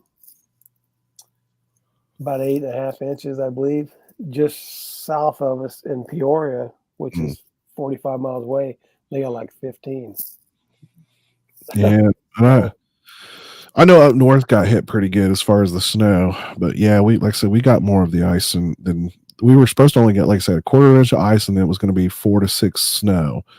And I think we got like I said, more like 2 inches of ice because it was like it was rain, then it was freezing rain, and then it was sleet, and then it turned then it snowed. Yeah. And so there for a few days, I ended up working from home for a couple days because I couldn't even get out of my driveway. It was ridiculous. Yeah, it's coming. It won't be long, hopefully. I mean, I'm so ready for it. I was so Well- disappointed last season because I had those like late season those late. In fact, the triple nickel where I was talking about, Mhm. where I learned, the bike, some faults of the bike. We were riding 2 up, and I was riding. Me and Mr. McStash, Jason, was riding, and like I said, I was having the problem scraping the exhaust, and then apparently I found out the following when I was supposed to go to VAM, that the tire had rubbed the wiring and just totally destroyed the wiring Oh, behind shit. the tail light. So I spent pretty much another week taking apart that wiring harness and rebuilding it. So I went through and did all that wiring and soldered and heat shrinked and all that stuff. I did find a company in California that makes a replacement. Mhm. I have one now if that ever happens again. Oh, there you go. What caused it? So I put I bought some cheap, literally it was like from a flea market. I bought some air shocks from a big bike, and I had done that on my Sportster. I had bought some air shocks and put them on the Sporty, and it made the Sporty 1,000 times more comfortable to ride. Oh, really? And so I was like, well, I'm going to do the same thing on the Dyna, thinking that would help, because right now it's got the literally the factory shocks on it. And so I did that, and it seemed like it was working, but I was having to put a lot more air. Like I was in the 50 psi range, Holy shit. and I still ended up rubbing like I said, rubbing the wiring inside the fender. Wow. But that was, like I said, it was me and the wife riding 2 up, riding in very hard conditions. So I ended up putting the stock shocks back on, because right now the stock shocks, I normally ride it in a 3 setting, but when the wife's on, it's cranked all the way up. Right. And I may have a set of Legend 12-inch shocks that I can get that have almost no miles on them for like $500. I'm hoping I can. Those are still. Yeah, I got Legends Revo A's. Is it Revo A's or whatever? It's non-special adjustable. I can You can change the preload, but it doesn't have. change them, and then I got the little dial on them. Okay, that's the one above it. Revo A's, I believe is what they're called. Yeah. I think. And then I've got those on the back, but I don't have none on the front. Still got the stock. And I was just actually talking to Randy the other day, Sinister Clutch, and talking to him because he did his, and then he ended up doing his front shocks, and he said, dude, he says, unbelievable difference. So I never did, but it's like, and I've been looking online. I was at JMP Cycles right now, and they're completely out of stock right now. Because I think everything's going out to Daytona right now. I believe probably once everything going, Right. But I was just over at the Harley because I can't do that work myself. I'm not mechanic. I don't have the tools and all that. Back shocks are fine, but the front ones I'm gonna need. Like I'm probably gonna either. The back ones ain't no big deal, but the front ones, yeah. The front ones I'm either gonna pay somebody or I went and talked to the Harley shop over here at Kewanee at Raymond Harley Davidson, and talked to the boy, and he says, and actually I was thinking about getting some different bars too. I mean, I've got the 12-inch mini apes on there, but I'd like to get some. I think the KTS or KST, I can't remember what it was. Mayhem bars. They're pretty cool looking bars. But anyway, I don't. But he told me he'd do the whole deal, and plus also with the miles that my bike has on it, because I've got almost 80,000 miles on my bike, 77, 78,000. He said you need to replace those neck bushings. Right. Because he said they should have been replaced at 50,000 miles. And he said he'd do all that for me and everything for about $650. Shocks. Yeah. I buy the shocks though. I'd still, And the shocks are $850.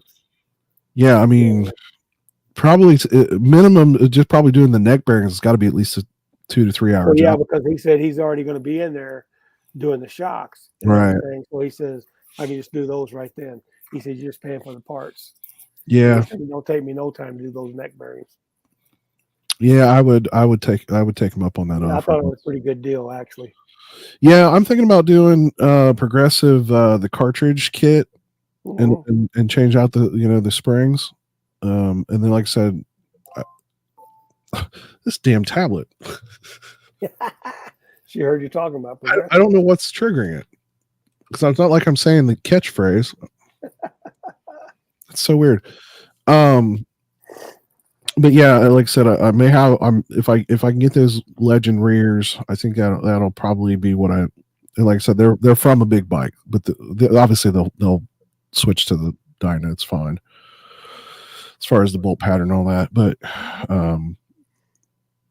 yeah, I think that'll improve the suspension where I need it to be, for riding up. And then I want to find a new set of floor controls because right now the floor controls that are on it are like some Amazon, and they're not bad, but I want mini floorboards. Oh, do you? Yeah. Kind of like what the Dyna Switchback had. It's kind of the style I'm shooting for. Right. I wanted a Dyna Switchback, but I couldn't justify paying $12,000 for a for an 8-year-old bike. And I'm gonna tell you right now, it's like I said, I did a live on Instagram yesterday at the Harley shop, just walking around looking at the bikes, and it's like, God damn, I couldn't believe the price. Travis, they had a and I was trying to figure out why, and I even asked them, but they had a 20, I believe it was the 2021 Ultra Limited sitting there. Beautiful bike. Beautiful. Just gorgeous. The fucking price was $40,000. So I asked the guy, I says, I can go over and buy a 2022 right now, sitting right over there for $33,000. Why is this one $40,000? Well, it's got the new automatic adjustment shocks and all this shit that it goes up and all this stuff. And you see about $1,700. I said, well, that still don't $1,700 still don't get up to $40,000. Right. So then the guy came over and he started telling me all the shit they put, and it was a demo bike, and it had I think it had about 11,000 miles on it. And but I'm just letting her like, there ain't no fucking way I'd give you $40,000 for that bike. I mean, there's no way. I might as well go buy a CVO. That was going to be my comment. Why not just buy a damn CVO? And to me, I've always said this about the CVOs. There's no way the CVO is worth to me for what they charge for it.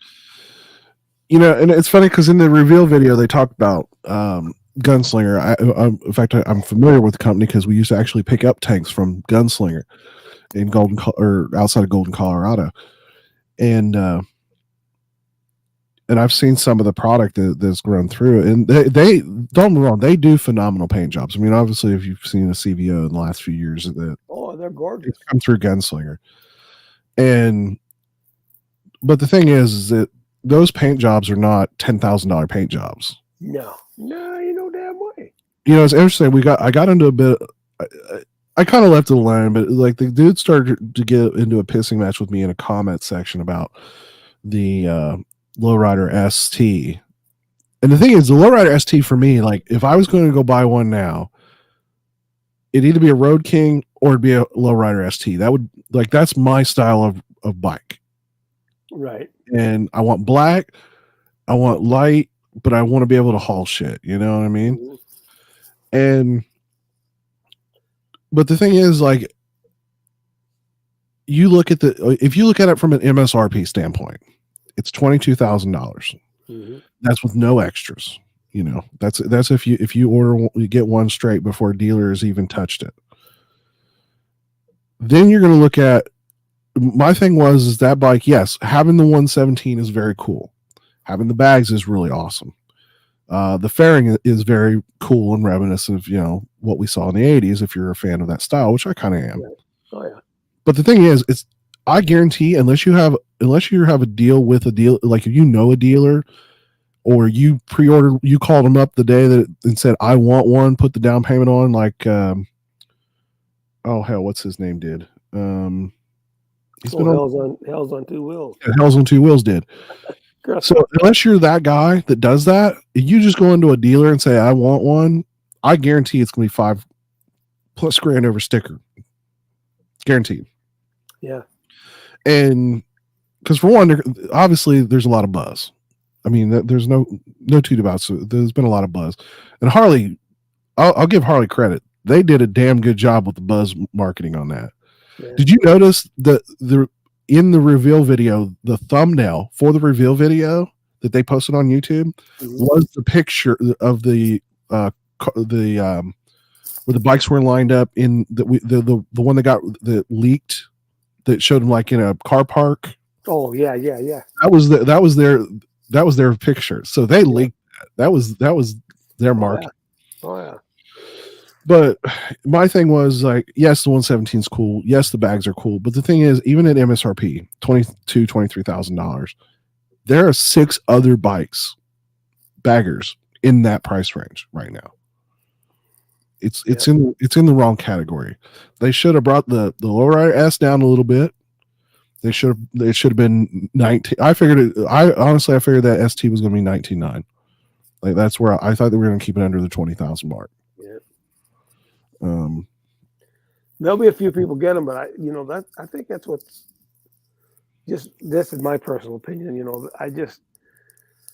I know they're trying to draw this crowd of this and that, but it's like, dude, you got to lower your prices on your bikes because I mean you can't. And of course, Toby Norton was talking about this here a while back, and I like Toby, and everything, but he was really like, oh, this and that about that. I'm sort of like, God damn it,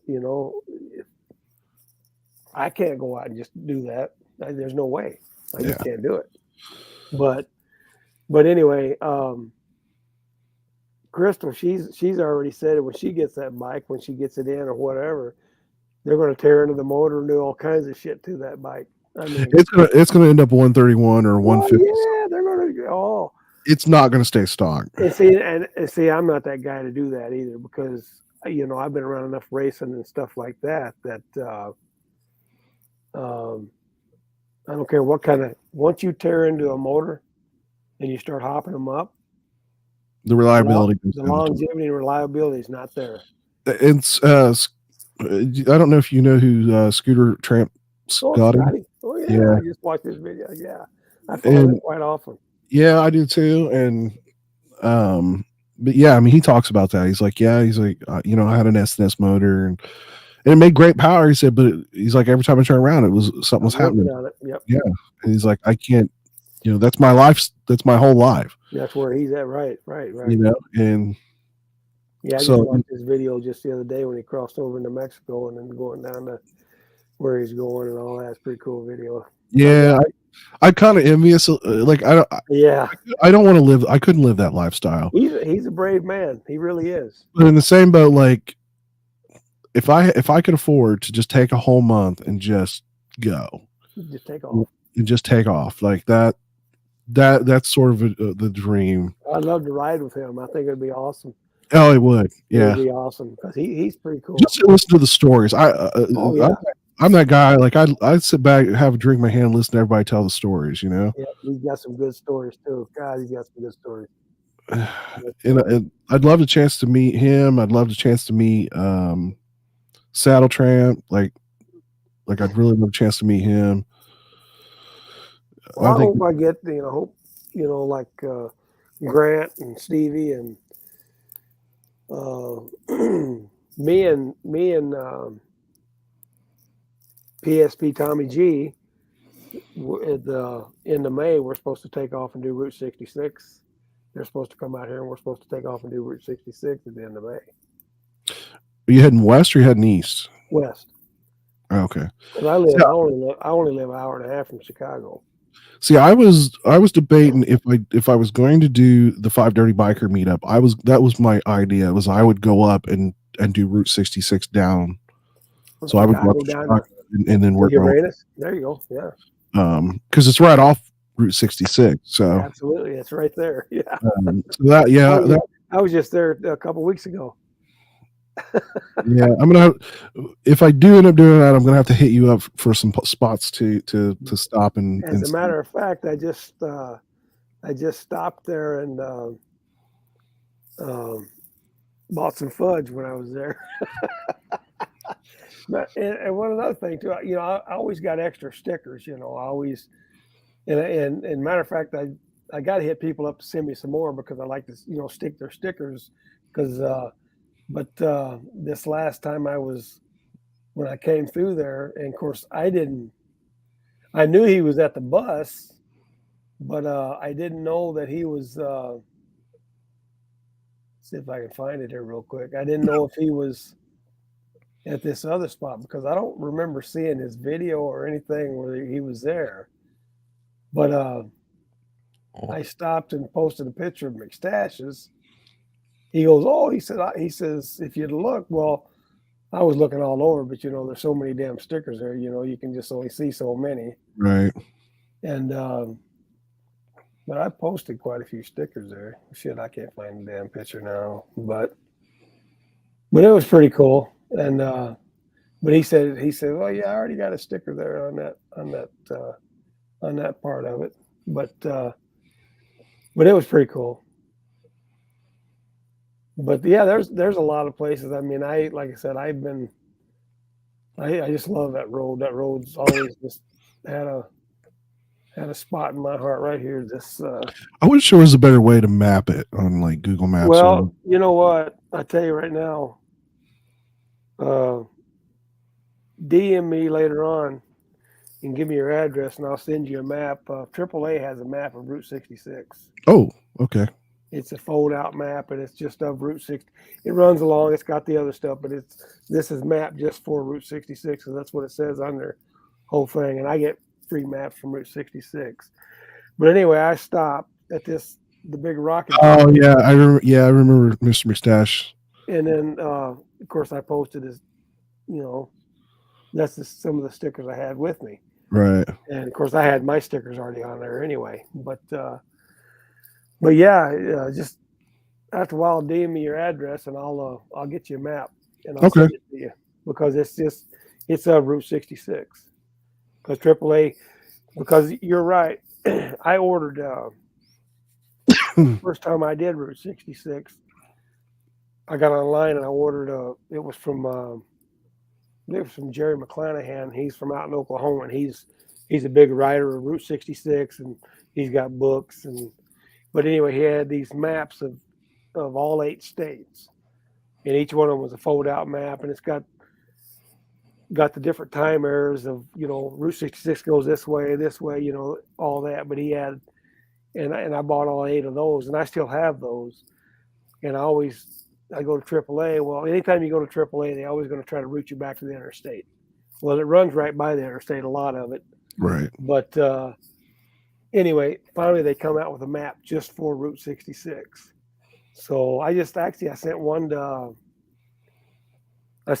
Tommy, to PSP, and then but like I said, you DM me, I'll get you one. I'll send it to you. Yeah, in fact, him and his wife, they sent me an actual photo. In fact, I think I got a Christmas card from them too. Yeah. They're really super nice people. Oh, great people. Right here's the map right here. I got one right here. See it? And it says Route 66. Oh, okay. It's AAA, and it's and that's what it is. Yeah, they had sent me some stickers. Like I said, they're real nice. I've chatted back and forth with them. Yeah. We went down to. I met them down in Arkansas last year at Bikers Blues and Barbecue, and then I took them heading back where I was going because they was heading back over the way and where I lived, and then heading back east. And they rode with me, and I shook them to quite a few different places on the way back, and then I gave them actually a route going across from from Cairo, Illinois, coming through Kentucky and Cairo went all the way over to Springfield, Missouri, and they took that. They really liked that route. So, but yeah, and if you do that, you're coming from Ohio, so you would probably come. Well, you would. I'm just trying to think how. I'd go up towards Toledo and cut up through there.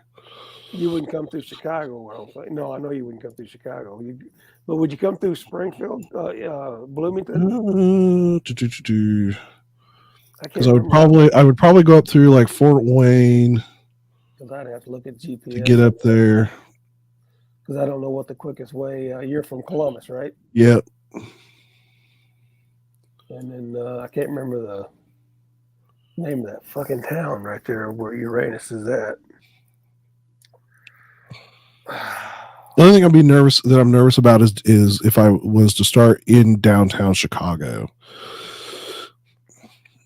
Like I've driven in Chicago and I don't like Chicago, so I'm a little nervous about going on the bike in that area. Yeah, you're down. Well, I got to tell you, it runs through the hoods. Yeah. I mean, it runs right by Union Station. It starts. I mean, see, I've been there. I've driven there. I haven't ridden my bike there because like you. Yeah, I was thinking about if I didn't start in downtown Chicago, I would, hit it from the west side. And I always start at from where I live. I just go straight across, and it takes me over to Dwight, Illinois, and that's where I always pick it up. But I mean, I've been, like I said, I've been to the beginning. And actually, when I went right into Chicago, I didn't have my sticker, so I didn't get to put one in there. But and I told Tommy the same thing. I says, it's up to you guys if you want to start there. It don't matter to me. But let's see, Rolla, Missouri.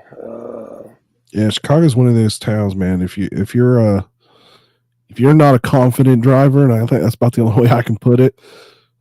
People run your ass over. Oh yeah. And I saw it was Great Ebert. I don't know how to exactly say his channel name. He did the Route 66 on a Sporty, and he started from downtown Chicago, and even he said he's like, it's like, I did it to do it, but he's like, I didn't enjoy it at all. Like he didn't. There's some cool stuff. Don't get me wrong. There's some really neat stuff to see.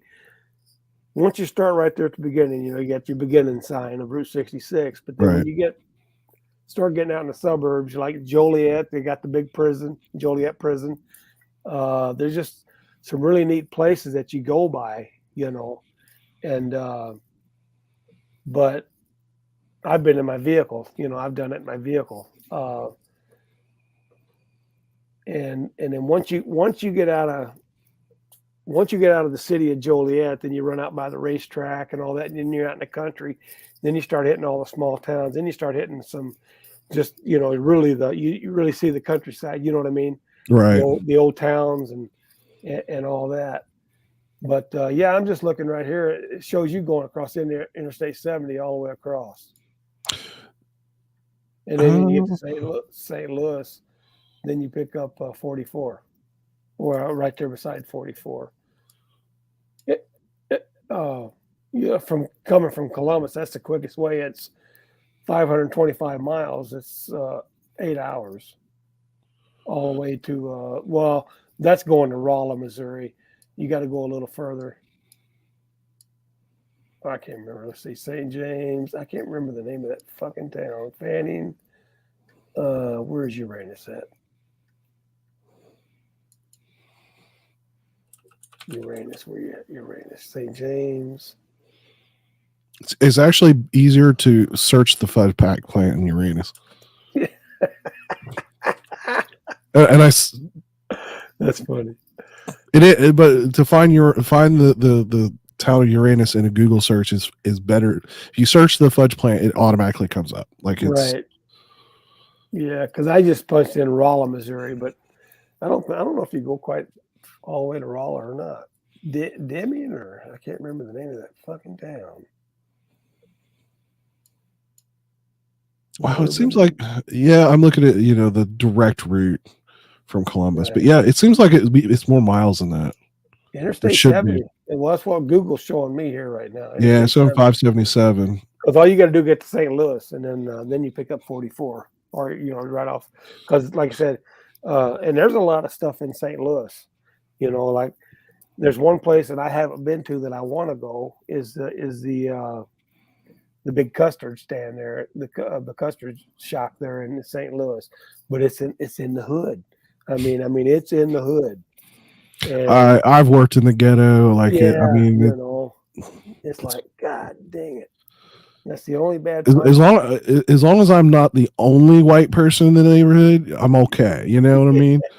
If you're in the hood and you're the only white person, there's where you should be worried. Right. And they're all staring at you like you're, you're the plague. Hell yeah. And I've done that. That's happened to me in Chicago. I've been in some parts of Chicago where literally, like, you'd think it was Compton or something like that.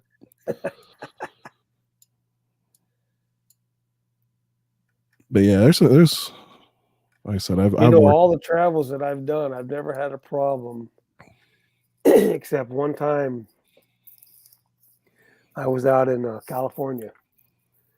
And me and my father-in-law was out there, and we was out there seeing his grandson out there, and he's in the Navy, and he's out in Lemoore. As a matter of fact, we did Route 66, and then we went up to Highway 1, the Pacific Coast Highway, all the way up to San Luis Obispo, and then went over to Lemoore and spent the night with them guys. And we went into town, not into Lemoore, but another town right there beside it. And we went to a Walmart, and I was just kind of standing outside with the bikes, Had two Mexicans come up, and this one was a younger guy, but he come up, and I got two little on my old pair of boots on my laces. I had two American flags on there that was laced into the boots. Mm. And then and I had my vest on. I had an American flag and a POW flag and all that stuff on there. And he comes up and he starts giving me shit about those American flags. And I ask him, I says, well, like, why? Well, of course, I kind of brace myself, because I like, okay, this fucker does anything, I'm going to be ready. You know what I mean? Right. And but he was just, and she's Mexican, but she was born and raised here in America. And so he's sitting there just giving me shit about all those American flags. And so finally, I just asked him straight up. I said, well, I says, and I wasn't being smart or nothing, but I just told him, I said, I said, I can drop my drawers right now. I said, my fucking underwear are American flags too. I said, do you want to see those? No. Well, anyway, he finally left, but this went on for about 10 minutes. And she said she's never seen that as far as somebody. And I said, well, I've never had it happen to me either. But I go, it's just like, but I didn't back down from him. I didn't, it's like, you know what, motherfucker, I'm proud to be an American. You're not going to change my shit. I don't care what. It'd be different if we were talking about you were in Mexico or something, but yeah, right. You're in America, right? And if you don't like America, get the fuck out. There you go. I didn't put it that way, but I pretty much, you're right, 100%. I mean, but I'm going like, I never had any problem. That's the only problem I've ever had as far as anything like that. And I just couldn't believe it. It's like, you got to be kidding me. But sometimes I think some people just like to try to start shit to see what they can do. Yeah. See what they can get away with it.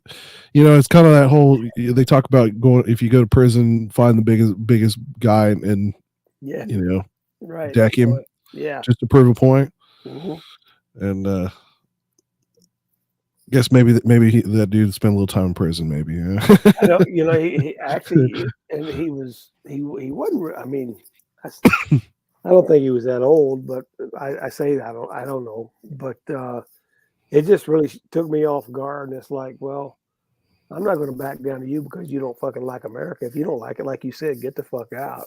But like I said, I kept my calm and just because I didn't want no trouble, Right. And I carry a gun with me. I mean, all the time, and God forbid, I hope I never have to ever use it. But I just do it for my safety. And the biggest thing is when I'm at the motels at night, And I got a permit to carry it, so. But that's my biggest thing is because there's nuts out there now, man. There's nuts. Yeah, well, it's funny because you talk about that, and it's like there's some people. It's like, and I've had some conversations with other YouTubers, and it's like, man, you talk about where you live and kind of where you work, and I'm like, I pity the fool that shows up to my house unannounced. I've openly given my personal address to a few guys. I mean, Jason's been to my house, right? And there's a few others that I've given my address to, but I'm my house has more than gun. We're all gun owners here. All gun toting Americans. Yeah, I mean, I'm all about the Second Amendment. Don't get me wrong. I still feel like there should be some restrictions on that Second Amendment with some people, but for the most part, if you're a law-abiding citizen, there's no reason you shouldn't be able to. No, I don't have any problem with. Like I said, I don't. Well, my address, everybody's got mine. Matter of fact, I sent some stickers, and I don't remember who it was. Now I sent some stickers to a guy. He was right around Chicago, some of the suburbs of Chicago. And son of a bitch, about 3 weeks later, he showed up at my house. Yeah. He was riding and he dropped by and gave me a couple of his stickers. And we chatted for a few minutes and talked, and he left. I would never do that completely unannounced. I would at least like DM you somebody on. Yeah, well, hey, I'm in the area. Can I stop by? It kind of shocked me, but because he'd come knocking on my front door, and I'm going, who the fuck, And then, because I don't use a PO box. I just use my regular address, and I could get a PO box. I always thought about getting one, but there's like, well, shit, all the stickers I've sent out now, it's like, I don't care. I said, if they show up, like you said, it's like in that same way. I'm not worried about it. I mean, like I said, I hope nothing ever happens, but but it's a crazy world anymore. Crazy world. Yeah, and the thing is, like, I don't understand certain people's mentality about that kind of thing. Like, I'm even if I've had some conversations with, like, I've had a couple of small conversations with Shea Tree, like, but even when he was here in Columbus, like, he was with his group and they were all hanging out, drinking beer and hanging out. I didn't feel like I could have went up and started chatting with him, but I just didn't. You know what I mean? That still feels uncomfortable to me, and I'm part of that group. You know what I mean? I'm in that niche, if you will, and I still feel uncomfortable. Like, I would never, her two wheels is. I know roughly the area she lives in. I don't know exactly where she lives, but I'm sure I could figure it out. But I don't. Like, I don't really care. Like, that's not my thing. But in the same boat, like, I would never go to her house, even if I'd still be even nervous if I bumped into her in that town that I know she lives in. Let me ask you a question about her that you brought her up. What do you think about her? I mean, for the most part, she's fairly upfront as far as what she's about or what she's doing. I think she might have been a little crazy, ditching the regular day job and doing the full-time YouTube thing. I felt like she had some kind of corporate job, it sounded like, or something. Yeah, I think she was some type of graphics designer or something like that. And then, but kind of like I said, because I don't know her. I mean, I follow her. I usually don't comment or anything on her videos or nothing because and I don't care whoever's listening or whatever, but between me and you, I don't like people getting on there. And she's been on there before. She's made videos before that. Well, I made this video and nobody's liking it or whatever. And it's like, fuck, join my club, because I mean, it's like, Well, and just like Gears and Gasoline talks about, he gets more views out of his truck videos than he does his motorcycle videos. I mean, it's a niche, and some things are going to hit with people, some things are not, and the Right. algorithm is always going to screw you. Like, Oh yeah. you can have the best video you've ever done, and the algorithm, if you pick it on a wrong day, is going to fuck you. You know, Oh, yeah. it is what it is. And but I've heard that from a lot of creators. I mean, I do this for fun. I don't do this like, this is purely just to have fun, meet people, and ride. Like, I would that's never want to try to get on here and get monetized to make any money. Never. I would never want to get that big. I I don't even know what I my wouldn't. account is right now. I don't get me wrong. Just like, 230. I love to ride, and I'd love to get paid to ride, but it's not my goal. Like, I have no aspirations of being an Adam Sandoval type of character. Like, nothing wrong with Adam. I watch Adam. Like, I enjoy most of his content, not all of it. A lot of people don't like his stuff. You know what? Me and Adam always got along. I've met Adam quite a few times. Met him at talked to him at his campground. Been there quite a few times. Never camped or nothing, but I've been there. There's a couple little bars that when I'm down there in Texas, me and my buddies would go to, and it's not that far from his campground, and then we'd ride down there, But I followed Adam from day one. I met Adam. It's really funny. Me and my father-in-law was out at the Badlands in South Dakota right when Adam started this whole thing. Mm-hmm. And we run into him out there, and he gave me, I still got his card somewhere around here that he gave me when he was riding. And when he's doing that when he first started. And we talked there probably about 15 minutes there at the Badlands. That was the first time I met him. And I thought, you know what? And he was telling me what he was doing for the veterans and stuff. And I thought, you know what, man, that's awesome. And I followed him ever since. And I've followed him. And to this day, I still follow him. And people give him a lot of shit because he bought the campground. He has a pretty nice home. Right. They think everything. He's got to live, but he does a lot for the community. And he brings a lot of awareness to the community, if nothing else. Well, and I can name a few of them right now, and you probably know who I'm talking about if I pop their name out. But they badmouth Adam and this and that. I know exactly who you're talking about. And they're from down there in Arkansas too, as a matter of fact. Yeah. And I met him too, and he kind of took me for a little bit too. He's the I technically follow, but I don't like I don't really watch their content a whole lot. His wife's a sweetheart. He's a narcissist son of a bitch. Yeah, like he's in it for the show, right? And that's obvious.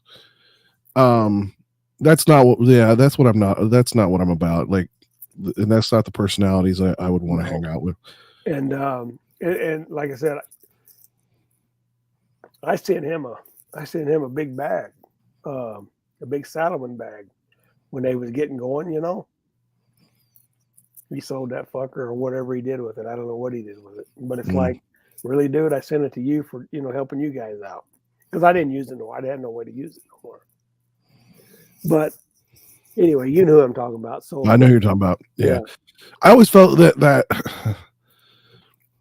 just from what the people I have talked to outside of being on YouTube, but just the people that have met Adam, says he's a pretty straight up guy. Mm-hmm. And then when that whole controversy went down with that other person, I knew something wasn't right. Like, and it all happened. A lot of that happened right there when because Adam took him under his wing and took him out a ride out west, and he even gave him a bike to ride, which was one of his buddies, which I know who that was too. And then when they got back, and then when he had that world record ride, and they was fucking talking shit on Adam, and all that, I'm sitting like, you got to be fucking kidding me, dude. It was hot for everybody. It didn't matter. I mean, you're in fucking Texas at that time of year. If you weren't planning on that, you should have. Absolutely. And it's like, well, so what, Adam? I'm sure other people could have went in there or whatever if they wanted to, but it's like, you know what? Just deal with it, because we all had to deal with it. I think for to me, it felt more of a he wasn't allowed into the group, right? He felt he wasn't the center of attention, right? That's all it boils down to. Because I was down at BBQ and I run into him. I kept my distance because I don't have nothing to do with him no more. Right. But he came walking through the picture of Harley Davidson like he was the king. It's like you got. I just sat back and watched. It's like, you got to be kidding me, dude. Really? Yeah, it's a personality type that, and it shows pretty easily. Yeah. For me, it's But you know, the thing is, I bought him some meals. I actually gave him a little bit of money when they were starting out and all this. But it's like I see I found out real quick how he was. He just wanted everybody to pay his way. And you know what? Neither one of them worked. Yeah. Never had. Yeah. Neither one of them. I'm going, you got to be kidding me. Fuck, we've all had to work and pay our dues. I feel so bad for my wife right now because she's putting in a ridiculous number of hours. In fact, Really? she's not home yet, and she was in at work at 6 a.m. this morning. No It's shit. been really weird. It actually, she should have been home by now. Wow. I don't think. Yeah, I don't. 2 hours ago, 13 minutes ago. Yeah, I think she's still at work. Wow. She's cleaning up a bunch of shit that went down. So but she's also working towards a very large promotion. So she's really pushing. Well, that's good. It's weird because my wife, like me and my wife are kind of totally opposite. She's a little high strung. She's very work driven. She's always put in a bunch of hours, and I'm that guy, like, I'll put the hours in if I had to put it in, but if not, I'm 8 hours and I'm out. Like if I, but in the same boat, because like I said, I'm doing kind of IT work now. If somebody calls me up and says, "Hey, I got a problem," I'll get on the laptop. I'll start working the problem if I need, if it's a problem that need. But if it's not something that has to be done right this minute, I ain't. You know, wait till tomorrow. Oh yeah. I like my personal time, and I guess we were talking about Jess, her two wheels. I guess she said that was kind of her reasoning for. I think her channel had started building up to the point where she could probably make the flip, if you will. Yeah. But she said the thing with her is like she wanted to go to these events and she was being invited to all this stuff and she couldn't do it because she couldn't get enough time off of work. So, and I understand that. I mean, we all have to work around our work schedules, but yeah, I mean, I guess the only other thing for me is, well, something talking about her, she never includes her husband, which is in a certain part is weird, but in the same boat, he has his own channel now, and he doesn't include her a whole lot in his channel. But they never do anything together, and that's what blows my mind. They seem to be very different people. Like I mean, if from what I've watched of the two videos together, they seem to have YouTube, but she's got Instagram. Yeah. But I include my wife in a lot of my, as far as, especially on my Instagram. I mean, it's always shit with my wife and just stuff like that. But it's like they just kind of blew my mind because I mean, she travels all over without her husband and just things like this. She goes with, and I went, wow. Okay, whatever. Maybe that's good for some people, I guess. Well, and the whole YouTube thing, my wife is still kind of about being on camera and all that stuff, and just gotten better about it. Obviously, like I said, she only up in the last couple of years has she had any interest in, riding with me. Oh, really? And so, for many years, she was like, oh, once you get because I was like 4 years on a permit, 4 or 5 years on a permit. Mm-hmm. And then I finally went. I took the MSF course and got my full license. And it was still a couple of years after that before she actually got on the bike with me. Oh, really? Yeah, she's never like I said. She was very apprehensive about riding with me at first, and then we did it a few times on the Sporty, and it was kind of what I expected. Like I knew she wasn't going to do anything long trip anyway. And then. Right. Like I said, I got the Dyna, and I started adding some things that I knew was going to make her more comfortable on it, not only for her but for me. And then, like I said, when I got the Dyna, she was like, "When are we riding? When are we riding?" She was like, literally, it was to the point where it's like, "Honey, don't ask. Like, I'll tell you when I'm ready." Because it was a new bike. I was doing a whole bunch. Like, I did a whole bunch. That bike was 100% stock. Really? Yeah, it's got it's factory air cleaner. I think it has Screaming Eagle mufflers, but other than that, that bike is 100% stock. That's what mine's got. Mine's just got the Screaming Eagles, and mine's nothing. I mean, like I said, well, you seen my bike, but it's nothing. You know what? It gets me down the road. Well, and that's the thing. I'm Like, not a hot rod guy. I am, but I'm not. Like, I Are did you really? back in the early years. I wasn't into See, bikes. I was into cars. So, but I was into hot rods and all that. I had a '74 Dodge Charger in high school. bitch, Oh, wish you still had that. Fucking A, buddy. You'd have retired by now. Yeah, but I mean, it's just like I just never was that speed demon. You know what I mean? Like I said, I did, and I'm glad I did that. I did the car thing and not the bike thing at a young age, because I would have. All my friends in the early years, you know, when I was turning 18 or whatever, had the sport bikes. All my cousins and stuff all did the sport bikes. Now they're all in the cruisers and mostly Harleys. I've got one cousin. I love him to death. I really do. But sometimes he does the things that just I have to shake my head at. So he's got a Road King, totally chilled out, big ape hangers, you know. It's slammed. But the thing is, I'm 5'10", and he's like here on me. So he's like 5'2", like my wife's size. See, I'm only about 5'6". And he's on I'm this short. big Road King, and his ape hangers are way up here. Like, he looks like a midget on a bagger. I mean, That's funny. I'm sorry, Fred, if you ever see this video, but I know I'm wrong. He's got a beautiful chromed out, Road King, and like I said, it's slammed. It's got big spoke wheels. It's totally cholo. I think the only thing I don't think he has the fishtail exhaust, but pretty much everything else you would expect in a cholo build. I gotta find this picture if I can find it. I got Tell a you buddy. what, I'm gonna be right back. I've got to take a piss. Yeah, there you go, buddy. I'm gonna see if I can find this picture. Go ahead.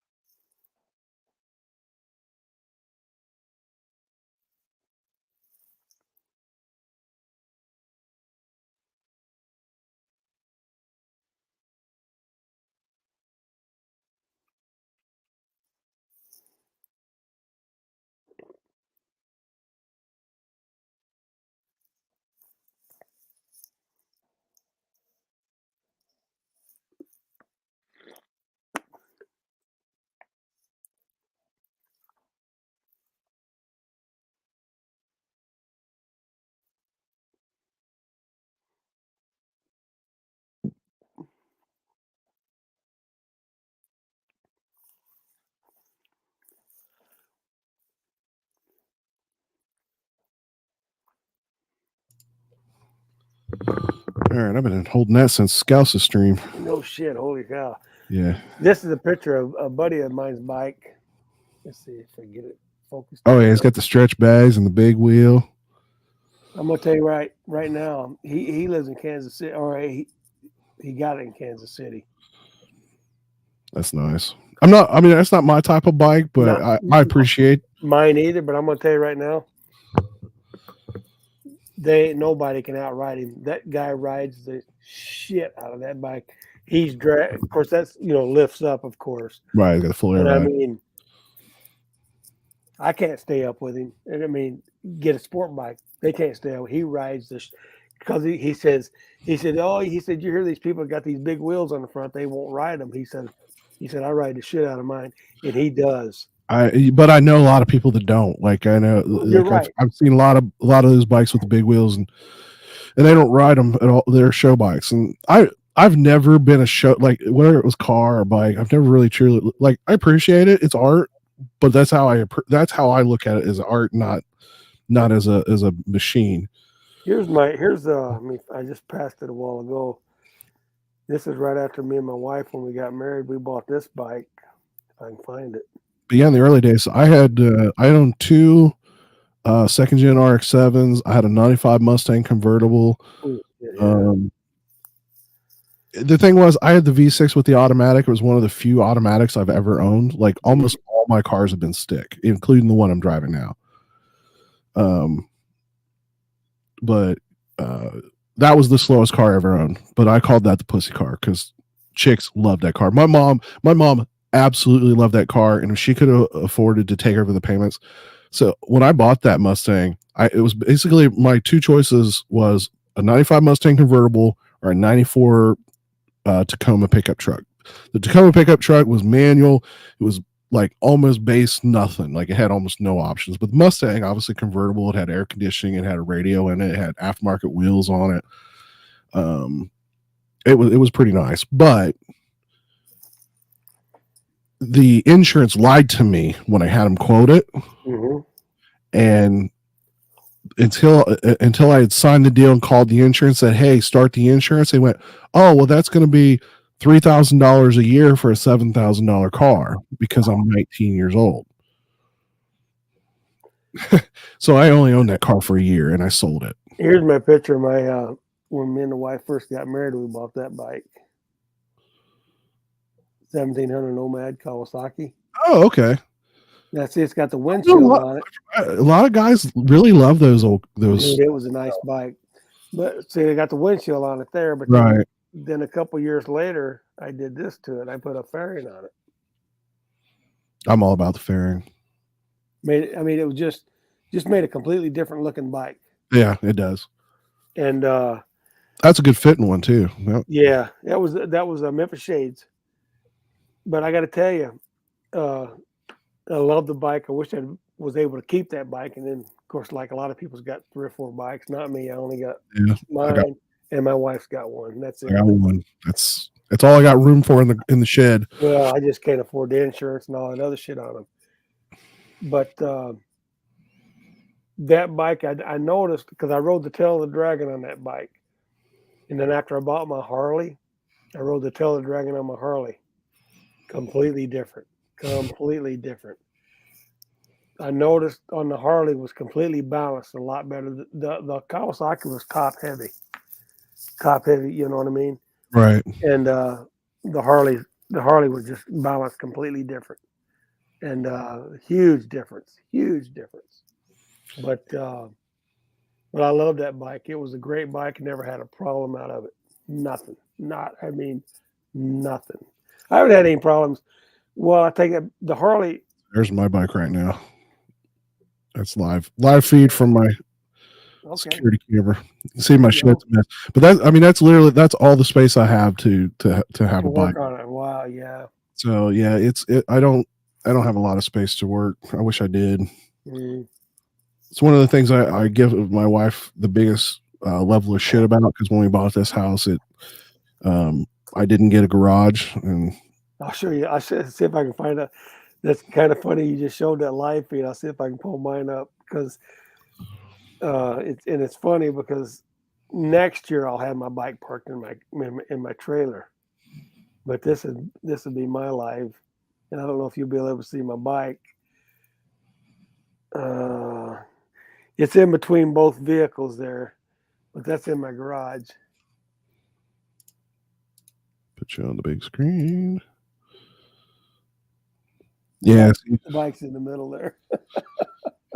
Yeah, I mean, at least all I have is a driveway. We have to play musical every time we need to switch something out. And then summertime, I just put this shed up this past this past summer that I got the wife's Can-Am in there, got my lawnmower, got my golf cart, and got my four-wheeler in it.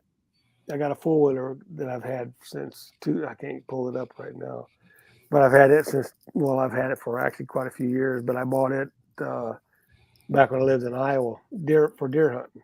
To haul my deer out, because it saved a lot of heart attacks. Let me tell you. Let me tell you. Growing up in Southern Ohio, man, You know, I only hunted a couple of times, but yeah, it's a must. Like, I talk about. I started up a podcast that I started doing, and I kind of talk about my history with ATVs and motorcycles and dirt bikes. I never owned it, but like all my friends had it. My cousins all had stuff like that. My uncle, I remember vividly about riding his three-wheeler, which most people will run and scream at the thought of a three-wheeler, because they were dangerous. They were as dangerous as everybody. Like, there are a lot of things that get way overhyped, but three-wheelers, if you didn't understand how to ride them, was very dangerous. I had a buddy that had owned a Honda shop back where I grew up, and you're right. And we had one of the 90s Honda 90s. But we had it hopped up and we raced it. Yeah. It had the flat track tires on it and shit. Dude, that's a bitch run 100 mile an hour. Oh yeah. But you're right. If people didn't know how to ride them, it was definitely there was no jerk reaction. You had to turn that like you're trying to turn a semi. It was, you got it. Because otherwise you'd flip it. But I'll tell you what, some bitches would. You put a pipe for the intake and the exhaust, they would run through water. Like, they would float. We used to go up and down this one creek I lived at, and man, it was a lot of fun. I miss that. It was, yeah, but my four-wheeler now, I mean, like I said, it's out there in the shed now, and it's only used for pushing snow. Summertime, that some bitch never gets started up. It's plugged into a tender. But we bought a golf cart last year at the beginning of last summer, and a buddy of mine was selling a golf cart, and we can drive golf carts around town here. Oh yeah, not where I specifically live, but the closest little town to me, which is Groveport. They opened that up recently. So that's all we do in the summertime, and we just ride. In Florida, man, they're all over the place. Like, absolutely. Arizona, same way. Put a windshield, put some turn signal and headlights on it, and seat pay the license fee. Yeah. Yep. Yeah. We did. I think we paid $50 a year for the license, for just a sticker is all it is. Yep. But that's all we use around town. We drive it, and it only goes 11 mile an hour. We just cruise. Gas but mine's electric. It's electric. Okay. Personally, because this is my third cart. But me personally, if I would have bought a gas, but my buddy had it and I got a good deal on it, so I couldn't pass it up. I'll see if I can find a picture of that son bitch too. I'll show you. It's a nice golf cart. It's a fucking sweet ass golf cart, as a matter of fact. But like I said, we got a good deal. We're kind of looking for one, and he told me he was going to sell it and told me what he'd sell it to me for, and I told the wife, and she said, "You know what? She's been wanting to get one." And it's like, we'll get that son of a bitch. Dude, and like rodeo stuff like that, man. And towards the last few years, it's been probably the biggest complaint of a lot of the bikers, because what we call the titty alley, which is, it's a small, narrow paved road. It's barely a car wide, but everybody does this big loop around and around and around, showing off or whatever. And usually it's four-wheelers and gators and golf carts, right? But I mean, they're nice if you actually got someplace to use them. That's kind of the catch. Yeah, like I said, we use ours just running around town here and run to the grocery store and throw some in the back. Yeah.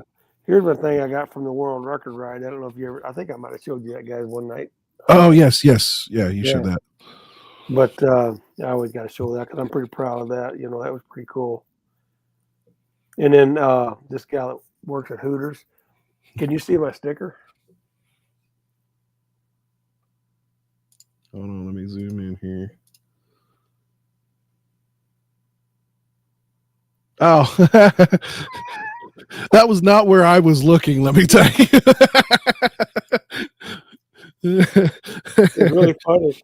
It was really funny because we were sitting there. She's a pretty good gal. She's in Davenport. And we was talking to her, and I got a sticker for you. I gave it to her. She put it on there, and I said, I got to get a picture of you because I told her the story. There was some guy posted a picture of a motorcycle. It was back off in the background. But then this girl was standing here, and all you could see was her fucking boobs. And then anybody can tell me what kind of motorcycle this is? Well, ain't nobody looking at the motorcycle. So I told her that story, and I said, I got to take a picture. I'm going to do the same thing. And I posted that. She thought it was pretty funny. I so got in trouble with wife one day. We were traveling down to see my parents, and there was this girl. She's a big old Hooters, and she was jogging with the dog. And of course, I was looking that way, and my wife saw me. I was driving, and I got backhanded, and she's like, I was like, "What?" She's like, "I saw you looking at that girl's titties." I'm like, "Do you want the truth, or you want me to lie to you?" And she's like, "Tell me the truth." I said, I was looking at the dog. I said, the lie is the one I just told you. Here's my golf cart right here. That's funny. Oh, you got big old wheels on it. Yeah. Got That's a little nice. fucking smoking deal on that summit, but it's electric. They put all new batteries in for me. Yeah. So Batteries are the worst part, maintenance on those. So $1,000. yeah. But you know what? If I can get, of course, if you keep them charged and maintained and all that, because it's plugged into a charger right now. If you keep them maintained, you should get quite a few years out of them. So we're going to find out. Yeah, temperature and have a decent battery tenders is pretty much your. Well, this is plugged into the regular charger for itself, and every time I'm out there in the garage and when I'm out there messing with when I have to get the 4-wheeler out to plow snow, I always just flick on the light switch, and them fucking lights are just boom. They got LEDs all the way around, all the lights and everything, and it's like, right. Well, them fuckers ain't lost no charge, so. But we'll find out in the spring. Put a hitch on the back of it. Well, what I was going to tell you is everybody around town, everybody's got golf carts around here. I mean, you think it's an old person community, because I mean, like you said, Florida or whatever. Yeah. They're all running around with coolers, koozies, fucking drinking beer. Mm-hmm. Nobody bothers. As long as you ain't hurting nobody cares. As long as you ain't screwing up, they ain't gonna bother you. Yeah. And we'll like I said, the bar is about 3 or 4 blocks away. We'll head down to the bar, park. There'll be fucking 7 or 8 golf carts parked out there. It looks like the retirement home bar, right? There you go. We have a blast, but that's funny. Yeah, Well, I lived in Arizona. I moved out to Arizona in the early '80s. Moved out there right after I got out of high school. I worked for a year there at home, and then got laid off, and there wasn't no work back in the early '80s. And then I moved out to Arizona and went to work as a carpenter out there. And of course, in the early '80s, Phoenix was pretty much, they had Interstate 10 run through Phoenix, and then a Black Canyon Freeway that run up to Flagstaff. Right. That's pretty much all they had. Trucker route, wherever the truckers went. Pretty much all they had for interstates. Everything else, I mean, it was just a fucking mess because Phoenix grew so fast. Well, now they got routes all around. I still got a sister out there and everything. I got an aunt lives about 20 miles south of Phoenix. Casa Grande? Yeah, I think so. Yeah. I think so.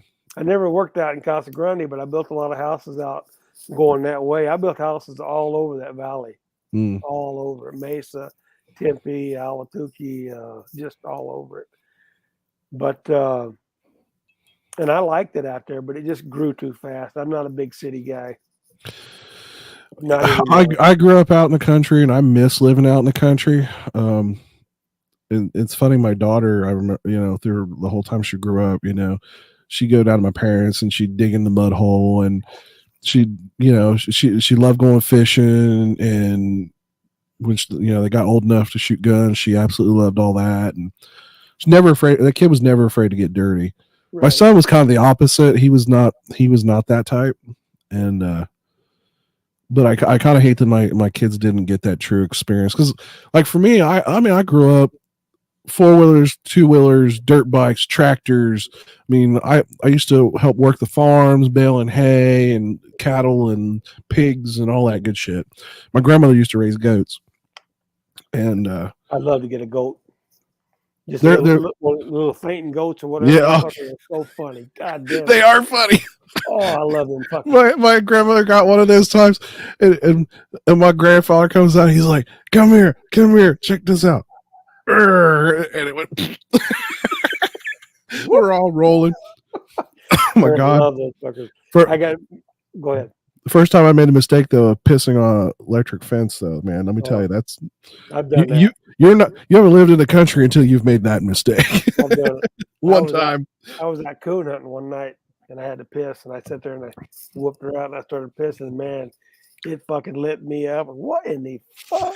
After I got my senses back, there was an electric fence right there. I didn't know it. I did. Yeah, yeah. We were all drinking, and we were all underage, but all the adults were there with us, and I made that mistake. I went to go take a piss out in the backyard, and I'd forgotten that the electric fence was for the goats back there, and yeah. Yeah, I'm a country guy. We're gonna move. Don't know when we're gonna move. Hopefully in the next 5 years anyway. 5-year plan for me. I'm going south, Georgia, South Carolina. Well, we're looking Tennessee. We don't know yet. Something like that. In Texas, we're not knocking out Texas either. But anyway, because we're like you said, we're just tired of the winters. You Yeah, know what I mean, and plus the taxes. yeah. But where we're at right now, we don't go to Chicago, of course, but Peoria is only 40 miles away. We're not that far from a big city. Right. And Peoria is not a big city, so I don't know what you compare. I don't know what the population of Peoria is. It's not a huge city, but it's anything you need, if you know what I mean. Yeah, you get much past a couple 100,000 people, pretty much. That's a fairly big city. Yeah, and I just we're just like I said, we want to get out of here. Her boy's down in Florida now, so I live kind of on the southeast side of Columbus, so I'm kind of in the suburbs. But it's obviously grown a lot over the 20 years I've moved up here. And don't get me wrong, it's kind of nice. Like I can go if I want to go see a hockey game. I can, it's 20 minutes or less downtown. There's all kinds of food. Like if you're kind of that, like you don't mind winters, but it's not. You don't want the crazy cold. Columbus is not a bad place to live. There's plenty of jobs. There's plenty of shit to do. Plenty of sports if you're into sports. Plenty of beer if you're into beer. Oh, yeah. And honestly, I'm 20 minutes from nothingness. Like I could go 15 or 20 minutes from my house on the bike and be in. The houses would be miles apart from each other. Right. Okay. Yeah. So I'm kind of country then. Yeah. not quite out of the country, in the country, but just enough that I'm not far from it. Right. Yeah. And but it is, like I said, it is kind of nice because, like I said, I can go and do whatever I want tomorrow, or me and the wife we're doing our Valentine's Day on Saturday, and I haven't been told exactly what we're doing, but I think we're going to COSI, which is a science exhibit, and they've got the Marvel a Marvel exhibit that they're doing right now. So they have like a bunch of the costumes and security and all that kind of stuff, like I am. I think we're doing that in the tomorrow morning, and then we're gonna eat lunch downtown at a fancy restaurant. And that's the thing, we have, like I said, we have all kinds of bars. We have all restaurants. I mean, there's almost the only thing that I have honestly trouble finding is a Chicago style pizza. And there used to be a place downtown that had, and I've had Chicago style pizza from Chicago. Like they were as close as you could get to that. And thick son of the bitches.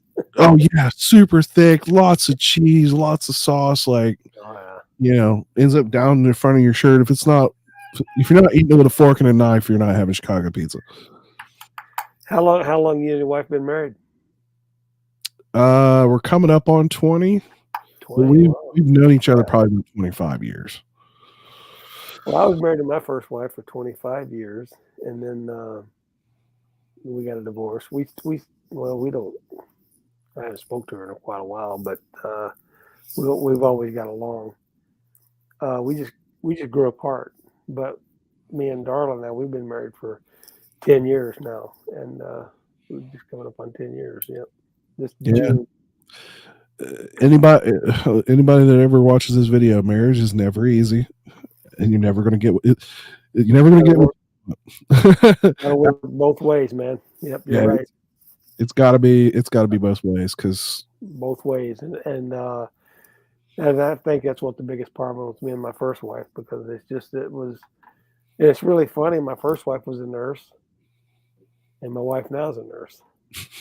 you got to type, huh?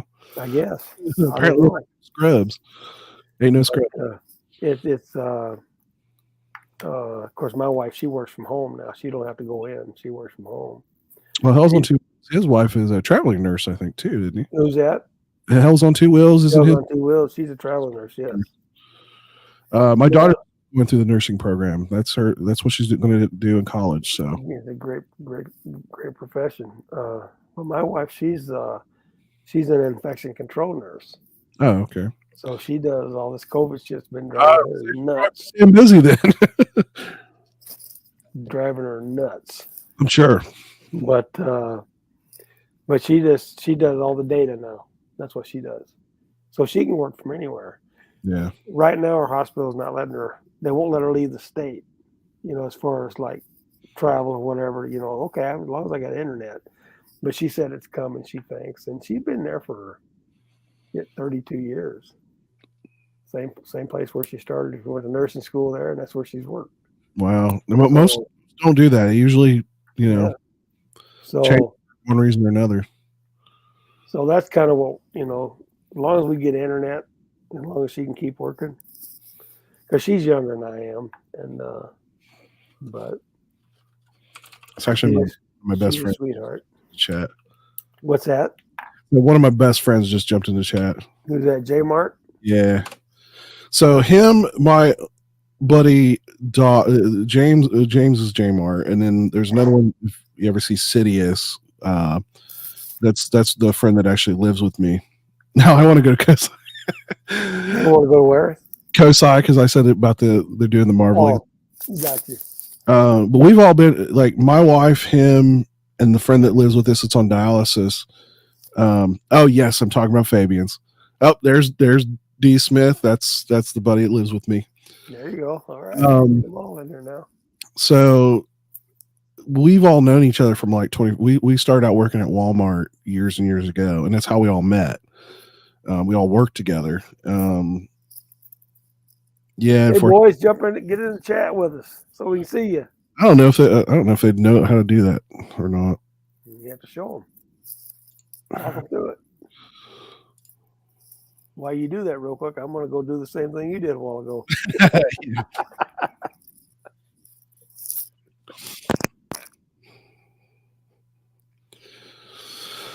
Oh, this will turn into a real shit show with these guys if they jump on. It'll be hilarious. There's some stories to be told. But yes, it makes me sad that Fabian's is closed because, man, that was some damn good pizza. Like I missed, like I said, Chicago style pizza is about the only thing you can pick up. You can't get really here in Columbus. But yeah, if you like Indian food, you like pizza, pasta, German. We're pretty donut crazy here in Columbus too. There's several different donut companies that make all kinds of crazy donuts, and I love donuts. I love the fried dough. I'm all about it.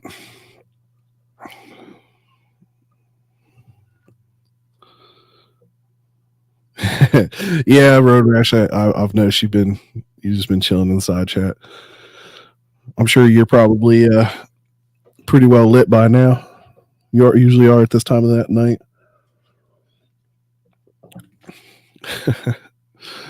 But mother-in-law putting the dog out. I can hear behind the wall. But yeah, like I said, I like Columbus, but I mean, don't get me wrong. I if I can move south, I want to get out of the snow belt. Big relief. Oh, I know, dude. Like I said, I've been holding it since the middle of Scouting I Street. was gonna say, you was there for a long time. I finally was like, yeah, like every time I cough, I was like, oh, I'm gonna piss myself. But I should have went Come like, on, Road Rash, get on here. yeah, I'm a little surprised he hadn't popped in, but I'm like He's been chilling in the side chat. Come on, get in here, buddy. We're here. he's probably pretty well lit at this point. That's all right. Me too. But yeah, like I was saying, all of us all work together, and we've all, so some of us have had kids, some of us not. J Mart, he's got a 20-year-old son, and then he's got like a 2-year-old. Like, dude, like you shouldn't have started over. But it is what it is, his little one is absolutely adorable. We try to spoil him whenever, for holidays and birthdays and stuff. And I always tell my wife, it's like, like I said, I'm 59 and she's 50. What is she? 53, 54.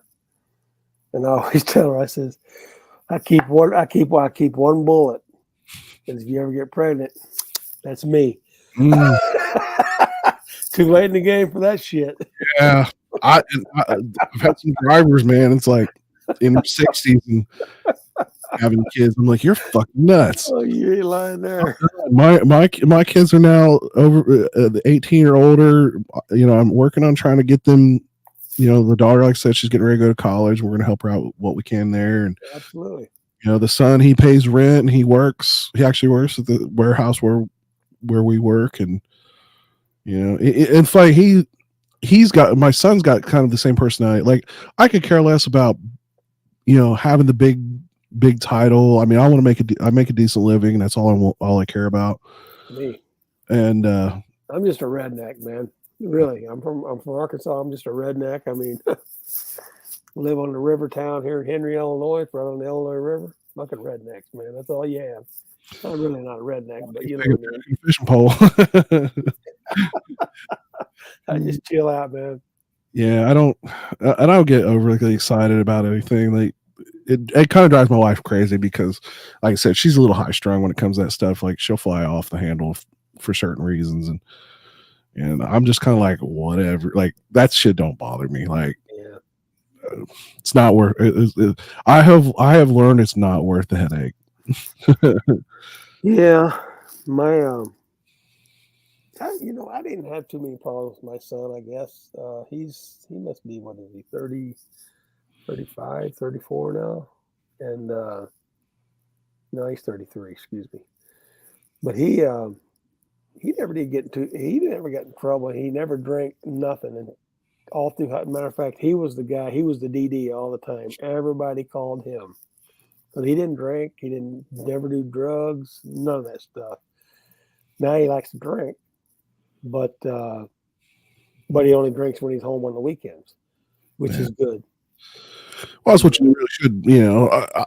God, I've known so many people that they can live without a beer in their hand, and like, I like alcohol, but I don't like it that much. Well, and here's the thing: is and a lot of people don't do it. And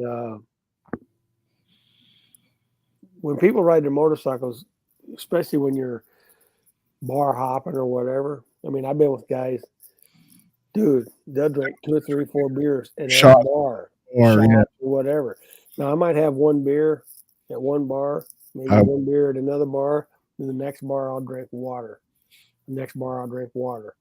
I just don't do it all the time. I don't sit there and get drunk because I don't have to. I have fun without that shit. Yeah, I'm the same way. I have, for me on the bike, I have a 1 drink policy. That's it. I won't, I don't do any more than. And then, like sitting there at home now, I can sit here and have whatever I want because I ain't going nowhere. Because it ain't worth it. It ain't worth it. Yeah, Jamar's talking about because I talk about spoiling his son. We bought like all the noisy toys for Christmas this year for his little his 1 or 2 year old boy. You get him a drum set. Oh, drum set, keyboard, guitar, the whole works. There you go. Yeah. The only thing we didn't get James was the bottle of Tylenol to go with it. Got him a fucking pack of Snickers and Mountain Dew. Yeah, I mean, don't get me wrong, I love kids, but like, oh yeah, I don't have the patience to have my own. Like I like them for a few hours, I spoil them, sugar them up, and send them home. But in the same boat, I've told both my kids, I said, don't think you need to go out and have grandkids. Like I could care less about being a grandpa. Like there's some people that's like, I can't wait to have grandkids. Like I got a brother-in-law, his wife, like she's ready for the grandkids. Like she is like actively pushing for grandkids. Yeah, I've got I've got 3 granddaughters and 1 grandson. Yeah, I told my kids, I said, don't be in a rush to have kids. I said, But I only had one boy. That's all I had. My wife's got 2 kids. I got a stepson and a stepdaughter. Yeah, technically I only have a daughter. The one I refer to as my son is technically my stepson, but I've raised him since he was 6 months old. And there you go. And I'm mad for him. Like he didn't sort of get to know his father until he was like 10. And then he realized pretty quick he was a douchebag, and there was a reason why. And her boy's getting married in November, so we're going down to Florida in November for a wedding. So, and I haven't decided yet. We're going to wait and see. I can't remember the date, but I think I won't pull my big trailer. I'll pull my small trailer. But I told the wife, I said, I think I'm going to take the motorcycle down there with us. Yeah, why not? I think it'd be on the open trailer, but I said, you know what? I'll pull that summit down there so we can ride a little bit. Because I ain't going down there setting up the wedding. That's their deal. That's a young person's job. That's their shit. Me and you're going to go to the wedding, but we're going to have fun while we're down there. Yeah, I don't blame you. I'm not an ocean guy. I could care less about the ocean. But you know what? We got some good weather down there. Because when we go down there in November, and then when we come back, we'll go to my dad's house for Thanksgiving. And then we just make a loop out of it because I think that's going to work out pretty much. And as far as the ocean, like I enjoy the view of the ocean. I enjoy the sounds of the ocean. Being in the ocean's okay. Like, I mean, it is what it is. But I'll be honest, like for me being in the ocean, like my favorite was being in the Bahamas in the ocean. Because in the Bahamas, there's this kind of Bahamas means shallow water. So we were years ago, me and the wife did this cruise and we were on this private island. And once you get to a certain point into the Bahamas, it's kind of like a barrier reef, if you will. And then the water gets shallow and it's like 20 or 30 feet deep. You can literally see the bottom of the ocean. Right. You know, that view and being able to snorkel and jet ski and do all that stuff. But the weather for me down in that region is what the appeal is for me. Like, I don't think we've ever been to Florida and not had fairly decent weather. Even when a storm rolled through, it was gone. It's humid as hell, though. I hate the humidity. God, I hate the humidity. Compared to like Savannah, the humidity doesn't bother me. Ohio gets pretty damn humid in the summer. But the really humid. breeze that is almost consistent in Florida makes it totally a different thing for me. But yeah, like I said, we went to Savannah a few years ago and beautiful town. It's a tourist trap. Don't get me wrong, it's a tourist trap. Oh, that's all it is. Yeah, it costs fortune to go there as far as parking and all that stuff. But man, we went in the dead middle of summer. It was hot as fuck. Have you ever been down to New Orleans? No, I haven't made that far west. I got to tell you, we went down to New Orleans on our motorcycles, and it's really funny. We went down Bourbon Street and down in that area. They don't have any parking for motorcycles. None. None for motorcycles. It'd be more, like motorcycles would be easy to park in that. None. We could find. Oh, you can't park here. That's for vehicles only. Really? We had a hard time. Hard time. Huh. Yeah. That- Now I don't know if it's changed. That's been 10 years, 10 years ago, something like that. Not quite that, about 7 years ago. But yeah, we had a hard time finding parking for motorcycles. that. Yeah, you would think That's weird. Because you think a motorcycle, well, you can park in here. It's easy. Park to get in there. yeah. Right. any corner you can back into. Now, after a certain time, after, like 4 o'clock in the afternoon or 5 o'clock or whatever, you can pull in there and park all kinds of places. But during the day, no, it was tough. We spent 2 days down. We actually stayed in Bush, Louisiana, and we rode down to New Orleans, and then spent 2 days there. And we had a hard time parking. But I like the dry heat. I don't give a shit if it gets 150 degrees. I love the dry heat. I prefer the dry heat. I will admit. But, and like I said, it could be 150. I mean, I love the heat. But I hate the humidity. You talk about hot rods. If you see J Mart's picture, I see that. That's so gorgeous. that was the last hot rod his dad built before he passed away, and I've had the pleasure of helping him work on that a little bit, and it's just a really cool old school style hot rod, 350 automatic. It's a 31 or 2 Plymouth or something like that. 32. 32. Yeah, that's sweet. It's chopped, like it's like I said, it's old school. I enjoy every time he gets a chance to bring that thing out. And Yeah. I love those old cars like that. That's chopped down and lowered and all that stuff. That's cool shit, man. Yeah, it reminds me of what's the movie? American Graffiti. American Graffiti. One of the best movies ever made. Yeah, good old hot rods in it. That hot rod is exactly it. That's that style. Meliner's car. Yeah. I love those old cars. Oh, 57 Chevys. I always said before I die, I want to own a 57 Chevy. I'd love to have one. Don't know if I'll ever get one, but I'm sure they'll try. Those kind of prices those some bitches are going for these days. Hey, you know what though, Travis? We're gonna live once, buddy. Can't take it to the grave unless you want to, You should have bought that 57 Chevy back when you had the 74. You got it. You could have bought it for $100,000. You know what though? You'll come across somebody. I got a guy here right now in town that, of course, he's a fucking idiot, but his brother owns a car lot, and he bought it for his younger brother, and he bought him a 79 Trans Am. Smoking abandoned. I mean, good looking car. 78 Trans Am. 78, 79. He cruises around and he just drives the shit out of it. I'm sitting there like, this fucking guy don't know. Hey, he's just a young kid. He don't know what he's got. Just beats the shit out of it. Yeah, you can't. And it's like, God damn it, dude.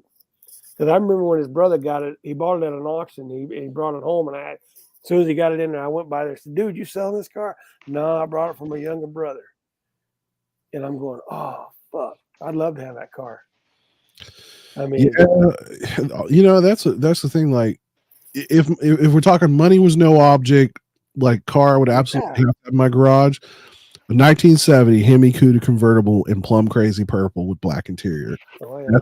That's my dream car. Like, if I won the big Powerball lottery, I would have one built. Like that's what I and. I'd love to have a Trans Am, but my dream car is a 57 Chevy. I don't know if I'll ever get one, but man, 57, any of the 50s Chevys in that area, panel wagon stuff like that. My uncle, the one I bought the pickup truck that I was talking about earlier, I fixed up for my son. Way back when I was younger, he had a. In fact, I tried to get my dad to buy it from him for my first vehicle, but he had a 1950 Chevy pickup truck that was absolutely perfect. Like, it was in primer, it was ready to go. It needed a few parts and put back together and painted. That's all it needed. And then at the same time, he had a 57 panel wagon with a 350 and a 3-speed, and that fucker fly. Like, 80 miles an hour was nothing in that panel wagon. And of course, it didn't have any of the wood in it, so it just did like all the panels did this inside the. And but yeah, man, I asked him about that. I said, "Do you ever regret getting rid of that panel wagon?" He said, "Absolutely." He said that thing I could have retired with what that thing is worth now. J-Mar, what kind of motor did that have in it? 350 small block. Fucking sweet. Yeah, I want to do a T bucket because that was What's the first that? hot rod. I want to do a T bucket because that was You the know first what? hot rod I remember my dad doing. I got to get some pictures. My brother-in-law just built a T bucket. He just built it from scrap, from nothing, and he just built the whole thing. And I've got to go down there and get some pictures. They live in Chillicothe, Illinois, as a matter of fact, which is only about 18 miles from here. Oh, But, so they live in my city. what's that? They live in Chillicothe. Chillicothe, Oh Illinois. yeah, that's where I live. In No. Illinois? Ohio. Huh? James, you live in Ohio, not Illinois. Yeah. Oh, Chillicothe, Illinois. Okay, well, Illinois, there's yeah. 3 Chillicothe's. Yeah. Okay, I didn't catch But that. but he just built one from the ground up, and I mean it's pretty cool looking. I mean, and he's got his. I think he's got what the hell? I think he's got a big like an army star on it, like the army or whatever. I can't remember what all he's done to it, but I remember him just Oh, cool. in this garage, kind of like what you were showing your garage, Travis, working. That's kind of how his garage was. How he built this fucker, just in real tight spots and. Yeah. And this and that, but he built this whole car. I mean, it's just cool as shit. He's got it already. He'll be driving the shit out of it this summer. But that's awesome though. But I love those chop cars. And there's a guy down the street that's got if I ever get some pictures of it too. But he's got an old rat rod that he's built. God damn it, it's just pretty. Oh, it's gorgeous. Yeah, I remember years ago his dad having that shell, and that was what, probably 15 years sitting in the garage or more before your dad actually built it. Oh, how long did it sit down there? Hold on, I gotta think. Let's see. I'm trying to remember how young I was, and I know it was because I was living in Columbus long before he started working on it, so I knew you quite a while then. Yeah, it was after he retired, so I think he was done for at least 10 or 15 years it was sitting in, and it was, I mean, it wasn't in bad shape, but it was closer to 15. It was just a shell, like it was in pieces, and That's cool. God, I like those old cars. yeah, his dad. But I'm an old school guy, just like we was talking about the Harleys, me personally, I think the chromes and shit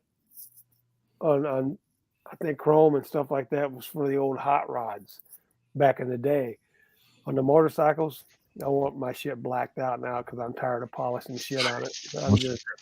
And another thing, another big thing, Travis, that I noticed that on certain bikes they have, and I don't know why Harley don't do this on all. Maybe they have on the 22s. I don't know, but do you have the double rotors on yours?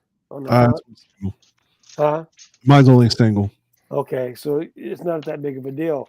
But the double rotors and your valve stem is sticking straight up in the middle of the wheel. It's hard to get in there to check your air pressures and shit. Now I've noticed I think they're doing it on all the 22s. They got a 45-degree angle. Mine, when I put tires on it this summer, that fucker's getting a 45-degree angle on it. I don't blame you. Because it's a pain in the ass. It's getting them on both of them. Even mine, it's got those short stubby straights, and it is kind of a pain to get in. Actually, speaking of the valve stems, I'm kind of pissed. When I bought that bike, I paid the Harley price and got the Harley stem caps, and I've cracked the shit out of one of them. Yeah, they're just plastic. They're not metal. But it's just with the double rotors, though, man, you just can't get in there. It's just hard. And I mean, I don't care what you're just fighting and your fucking hands beat up. it's funny you mentioned that because that's exactly how I go on the opposite side of the rotor on each wheel, and that's how I get to the to the valve stem. I do on the front. I do on the side that doesn't have the rotor. On the and it's the other side on the other wheel. But Well, I don't need tires on mine right now at the beginning of the year. I might later in the year, but when I get them put on, they're going to put fucking 45 degrees on them. yeah, when I bought that Dyna, because that Dyna, it had less than 7,000 miles when I bought it, and it definitely was on its second set of tires. It had 2009 and 2011, and I immediately went and had them replaced because obviously they were well past their due date. What do you run for tires? I actually went Michelin Commander 3s this time. Well, you know what? I ran Michelin 1 year and I didn't have any luck at them at all. Really? No. But I'm running a different bike than you. I'm running that big Ultra Limited. But I got to tell you, I only probably got, and I'm an anal guy about the air pressures. Right. I check mine all the time because that's what wears tires out. I run them 1 year and I think I got about maybe 10,000 miles out of my tires. And it's now my American Elites Dunlops. Right now, I've got a set on there right now that, or my last set I had on there, I think I got on my front tire, I got 18,000 miles out of them. Damn, that's good. Oh, yeah. That's real good. And my back tire, I think I got about 14,000. So yeah, I've never really put enough miles to have, but I can tell you the big difference for me between, because I on the Sporty, I'd put a brand new set of the factory Dunlops. The Michelin Commanders are definitely grippier. Like they're a hard motherfucker though. God, they're hard. See, I felt the other way. I felt the Dunlops were a much harder compound. Really? No, Michelin. I mean, I worked after I got out of construction. I worked at a tire shop for about 5 years, and Michelin's a hard tire. Just the car tires or motorcycle tires, they're just a hard tire. But I just didn't have no luck out of Michelin. I tried them. My brother run them once, and he thought, oh God, they're the best things. And I tried them. And did you have 2s or 3s? But he never did. He never did run the long miles like I did because I run a lot of miles. Oh yeah, you definitely. And he didn't, and so I think that was probably the difference, But the American Elites, I tell you what. So I tell you another tire that I really liked that I run on my Kawasaki that I had a lot of long miles on was the Metslers.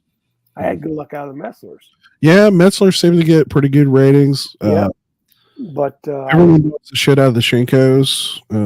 I've never run the Shenkos, but I've got to those American Elites, and I tell you what, that's what I order now and put on them. Where do they price for? I mean, how do they? You know what? I order mine from JMP Cycles. I always get them when they're on sale. Usually get a $50 gift or $50 gift card. Yeah. When you buy a set of them, and they're I think the Michelins are a little bit cheaper than the Dunlops, if I remember right. But I always go, like I said, to the Dunlops because I just had better luck out of them. Yeah, for me, I priced the factory Dunlops for that bike, and then I priced the Michelin Commander 3s, and the Michelins were like $20 more expensive. Yeah, set. But you know what? Like I said, if you're not running like I said, we're different miles and stuff, right. But if they're working out good for you, hey. Well, I mean, I've only got one season, and I didn't put near as many miles as I was planning. Honestly, I would have probably had 4,000 or 5,000 miles easy if I had done the couple of rides that I was planning. But I didn't end up doing VAM. I didn't end up going to the 5 Dirty Bikers meetup, and then I didn't end up doing Chillicothe last season. Those were my 3 big planned rides. As far as miles and stuff, and like I said, it really, I was actively depressed about it at the end of the year. Well, that was my whole deal last summer. I bet I didn't put 5,000 miles on my bike last year.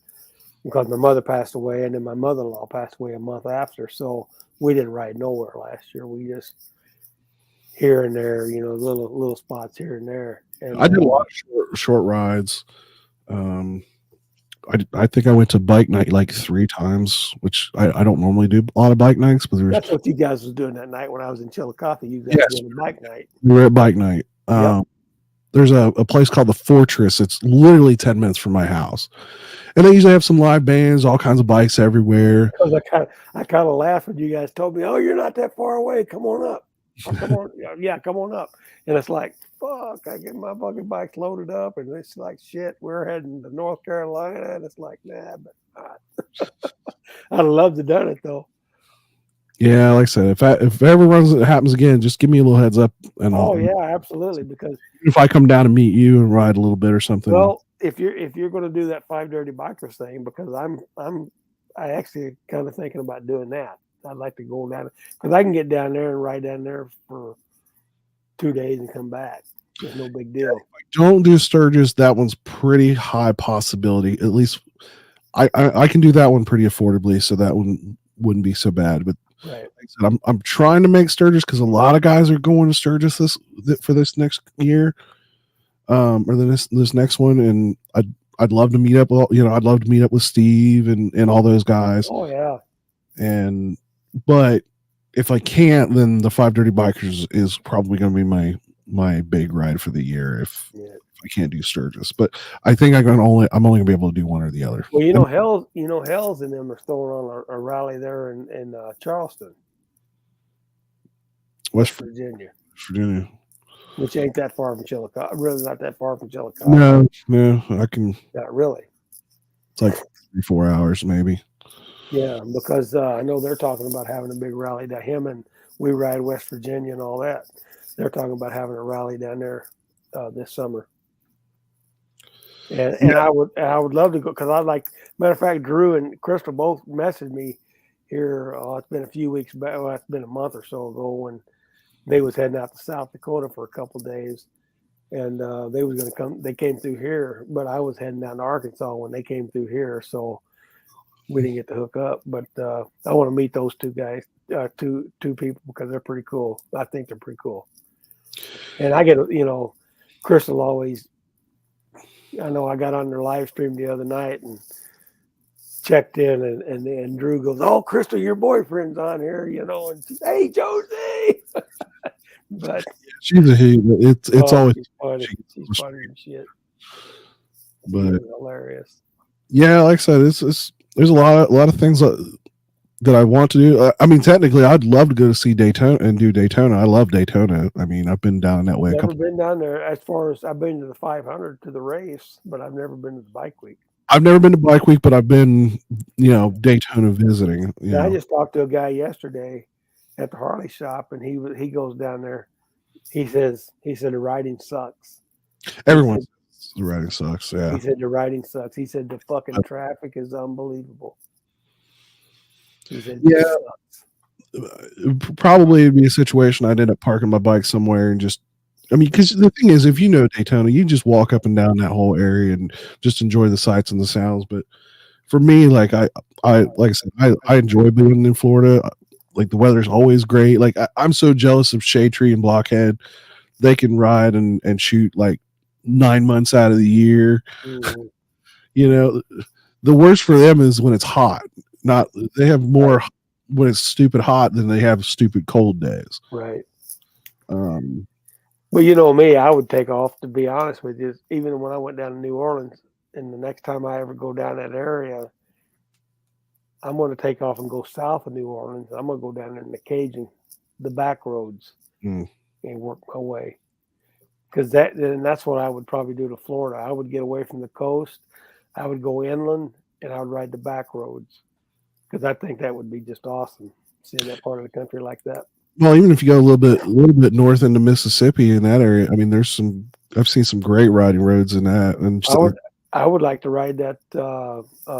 What's that parkway down there? God damn it! I just seen it the other night, and I've been right at the edge of it. I never rode it. Yeah, something trace. Oh gosh darn it! I should. Oh, I can't remember the name. but anyway, they say that's a great. It's like the Parkway. It's 45 mile an hour, and but and like I said, I've been right by it 2 or 3 different times, but I just never rode it. You know? Yeah, talking about the Blue Ridge Parkway, that was the funnest road trip I've ever done. Period. Oh, yeah. Car wise, it did help because it was kind of a bonding thing because me, my stepdad, and in fact the kid that bought my Sportster, which was my son's best friend, he took his grandpa's '86 Goldwing Aspencade, so it's a blue version of basically what Shaytree had, and he had maybe 100 miles on that bike and rode it like a champ. Hmm. And we went down Blue Ridge Park. It was supposed to be a 1,300-mile round trip. We ended up cutting it short because a real nasty set of thunderstorms was kind of like how this ice snowstorm that we just had a few weeks ago. It was the summer version of that, so it was all heavy rain and thunderstorms. So we cut it short, but the bad part was we were literally is it Asheville or something like that? One of the little towns that's just off the Parkway. It starts with an A. Well, Asheville's. I mean, Asheville's. Yeah. I know it started with an A, but we got close to that, and well, honestly, we didn't. I don't think we even put 60 miles in that day. We were literally. It was like 4,000 feet above sea level. At that point, your bikes are always struggling a little bit anyway because of the elevation, and obviously being on a carbureted Sportster didn't help. The old ones, yeah. But then it poured, like literally, like we saw it on the radar. It was this little dip in the map. I thought, we'll get sprinkled on, maybe a quick shower. I'm not gonna put my rain gear on. That was a mistake. Yeah. Got drenched, like literally pouring down rain. And my bike started dropping a cylinder. Oh shit. So not only am I, in the back roads of, the Blue Ridge Parkway, but the bike, where it's pouring down rain and the bike is dropping a cylinder, and I'm literally like cursing at this bike and telling it, you don't fucking get over this mountain. I'm taking you to the nearest dealership, trading your ass in, and I'm going to ask for forgiveness later. And we didn't making it over the mountain, but my God, that Sportster was not happy that whole 60-ish. How far did you end up riding that Blue Ridge? Did you ride the whole thing? No, we didn't ride the whole thing, and part of that was. Did you make it into North Carolina? Yes, because we were close to Asheville because we ended up dropping out in Asheville. Oh, that's where you got off. That's where we got off, and then we got back on and started heading. We were gonna do like Tail of the Dragon and come up through like Berg Pigeon Forge and then come up, yep. And then we decided just to go pretty much straight north. I think it was from Asheville and start heading. Okay, so you didn't do it then because as you keep going on west, I believe it's west. I'm pretty sure, yeah, because it runs east to west. Me and my older brother, he lives in Maryland, and my younger brother's from Arkansas, and me and my younger brother met my older brother in Laurel Springs, North Carolina, which is just right off the Parkway, and it's just 2 little motels and a couple of little restaurants right there, and it's a little motorcycle resort, I guess you want to call it. And we spent a week there, and we had a blast. Had a blast. Laurel Springs, North Carolina, and beautiful country. Now, me and the wife, we went out there this summer. Actually, we met my older brother and his wife, and just probably west of there, about 30 miles, we stayed at a campground there. But he had an RV, so we stayed in his RV with him because I'm not camping. I mean, as far as in a tent. But we stayed at a campground there for a week last year. But Laurel Springs is a really cool little place, and it's actually, if you go, I believe, from Laurel Springs, if you just pretty much go straight south, off the Parkway and on down. It takes you down into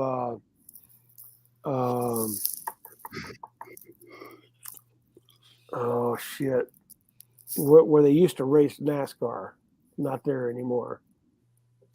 Um, God dang it. not a big NASCAR fan, but I sort of know I know what area you're talking about. Boy, I'm just having I got CRS. Oh, I can't think of the name of it right now. But anyway, that's a fairly good sized town. They got a Harley shop there and all that. As a matter of fact, I had to buy a pair of gloves down there when I was there. But beautiful area, though. Beautiful area. That whole area. I mean, like I said, the Parkway is just gorgeous. Yeah, there I've ridden was the whole thing. when we had to hit it a little bit south of where it started because part of it was closed from the some flooding that had happened. Because remember, Right. Yeah. you know how they had parts of it shut down for a while. Yep. So we did hit it a little bit south of it, and like I said, we traveled a decent distance, but like I said, the original plan was to go all the way, cut all the way over and catch Gatlinburg, Pigeon Forge, and then come up north. We go all the way down to Cherokee, pretty much. Yep, that we were planning on stopping in that area. When you get all the way to the west side out there, as far as for the Parkway, when you get closer to Cherokee, that's the best part of the Parkway because that's the higher elevations and beautiful scenery and all that. I mean, you get your highest point there when you get to the Parkway, closer to Cherokee there. And well, there's also isn't the part where the road is kind of like hanging on the side of the mountain, like almost like a bridge. That's there is. That's called the viaduct. Yeah. God damn it! Because we rode that when we was there last year. Lynn Cove Viaduct is what it's called. That's where the road goes around, and the reason they did that because they didn't want to mess up the scenery of the mountain. Right. So they just decided to build the road around it. Yep. Lynn Cove Viaduct. Yep.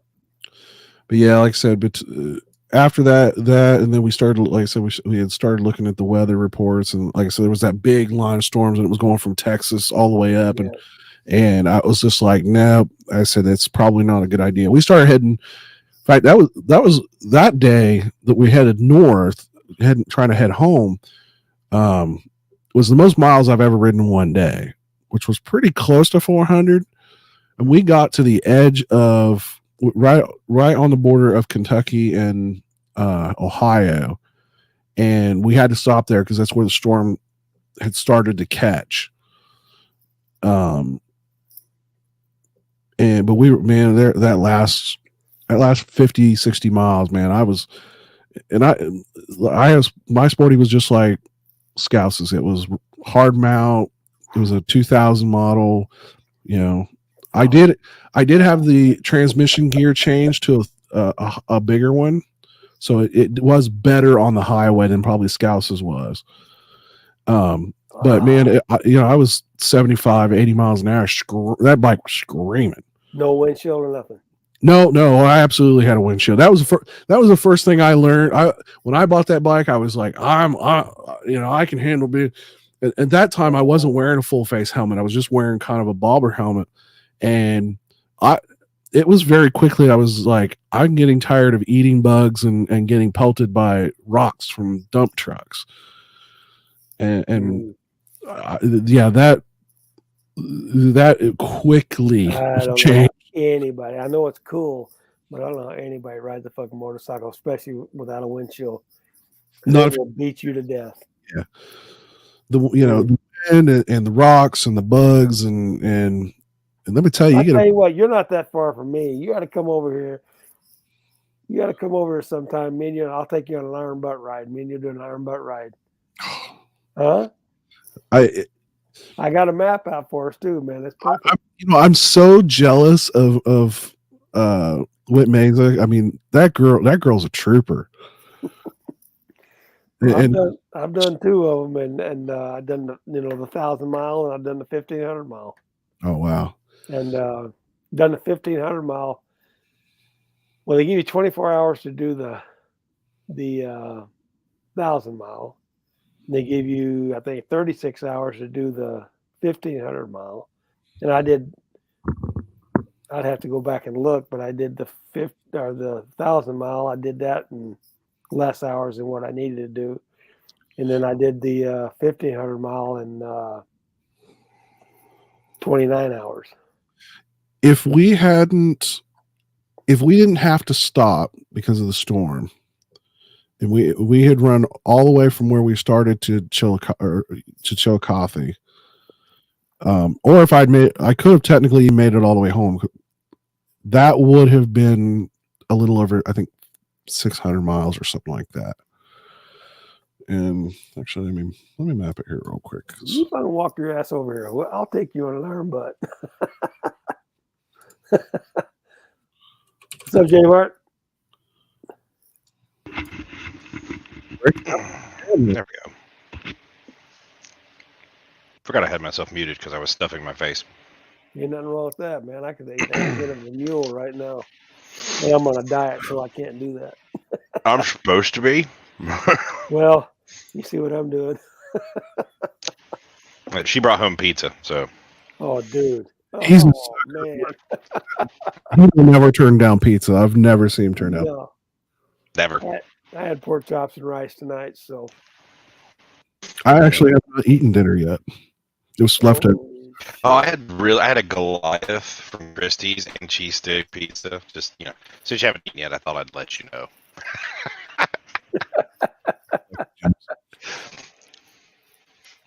Yeah, we're gonna get a fight. Yeah, like I said, I think it was about 550 miles. I would have ridden that one day, and that's a lot of miles on a sporty, much less. Oh, sporty, but you got the different bike now, right? Yeah, I've got a 069 with a 6-speed. So, And I'm still jealous. Bring that fucker over here, and I'll take you on an iron butt. We'll do it together. I might. I just might. Come on over. Yeah. It's funny. I was talking about my brother.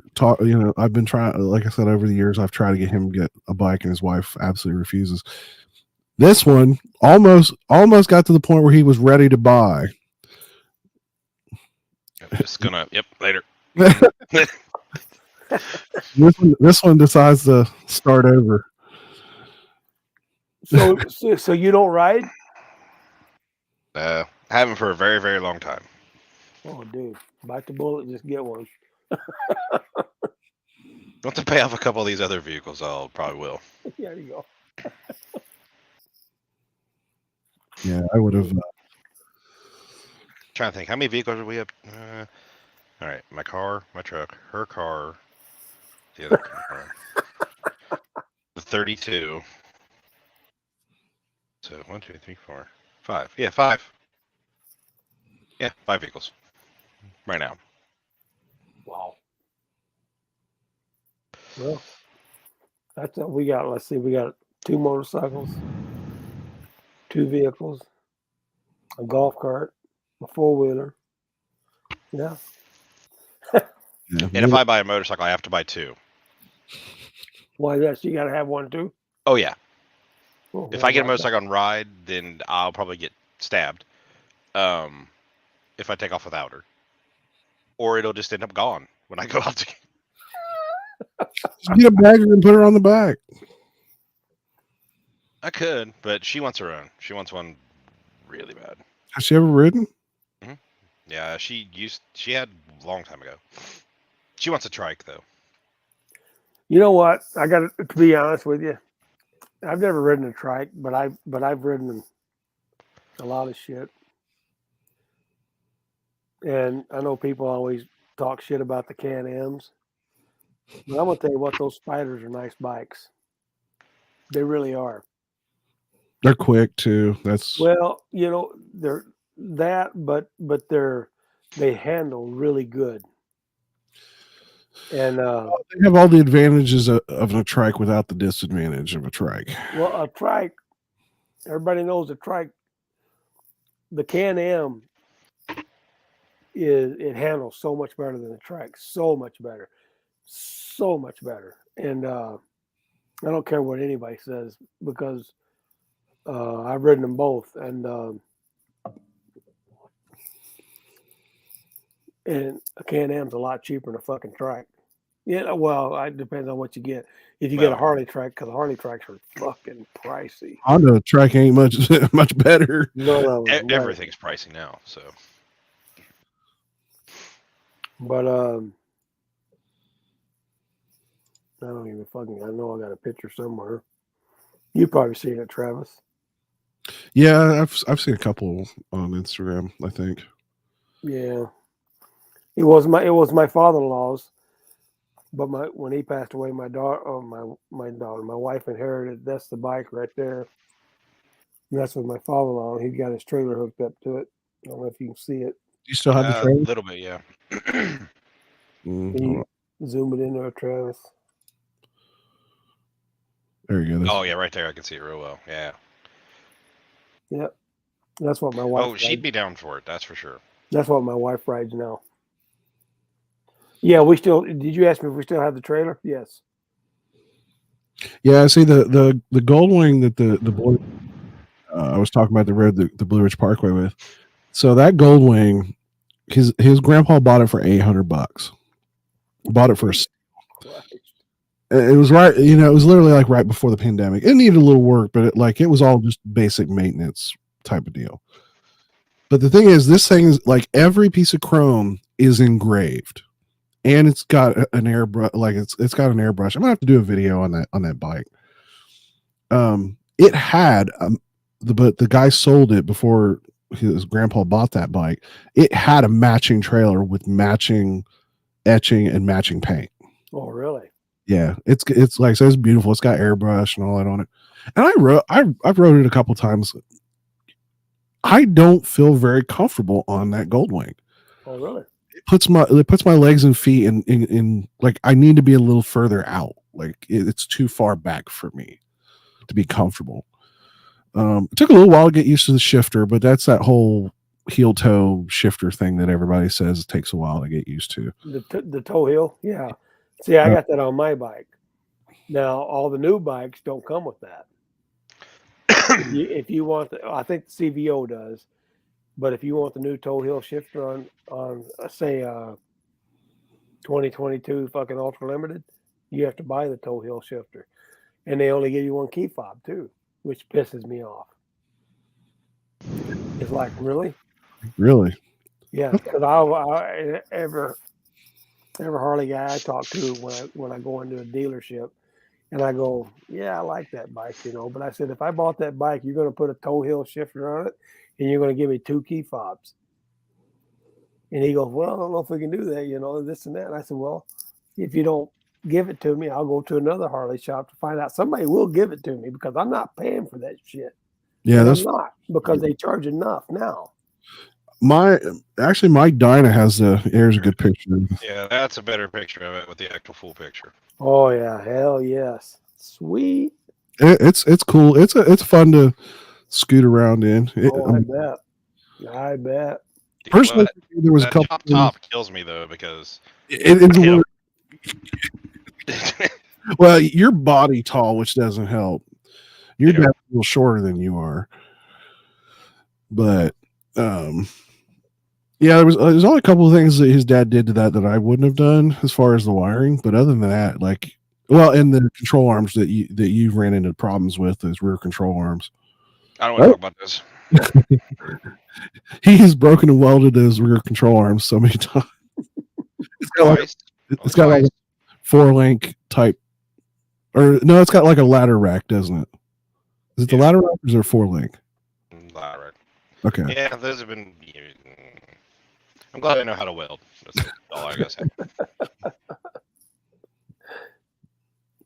But no, the funniest thing, and this is one of those claim to fame for me. So there's a car show that he takes it to all the time. It was one his dad dad was friends or members of this particular club that puts on the show, old car show every year in Chillicothe. It's called Igniters, and he couldn't get that thing to, it wouldn't start for nothing. He's like, I've charged the battery. There's nothing wrong with the battery. Everything looks fine. And I get up underneath there, and I notice that his dad apparently had put a neutral safety switch in it, but the bracket had come loose and it wasn't pushing the button. It literally was almost like a push button.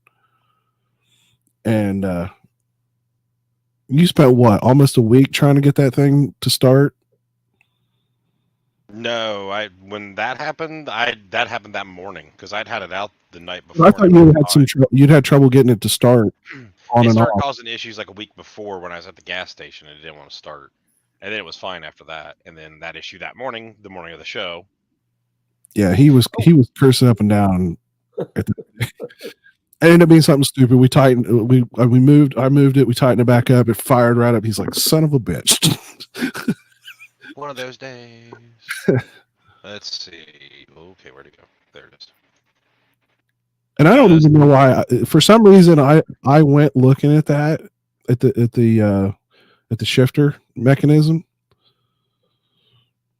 That's not the best picture, but that's the T-bucket from way back when. You never got to see that. That was your dad didn't have that when I was.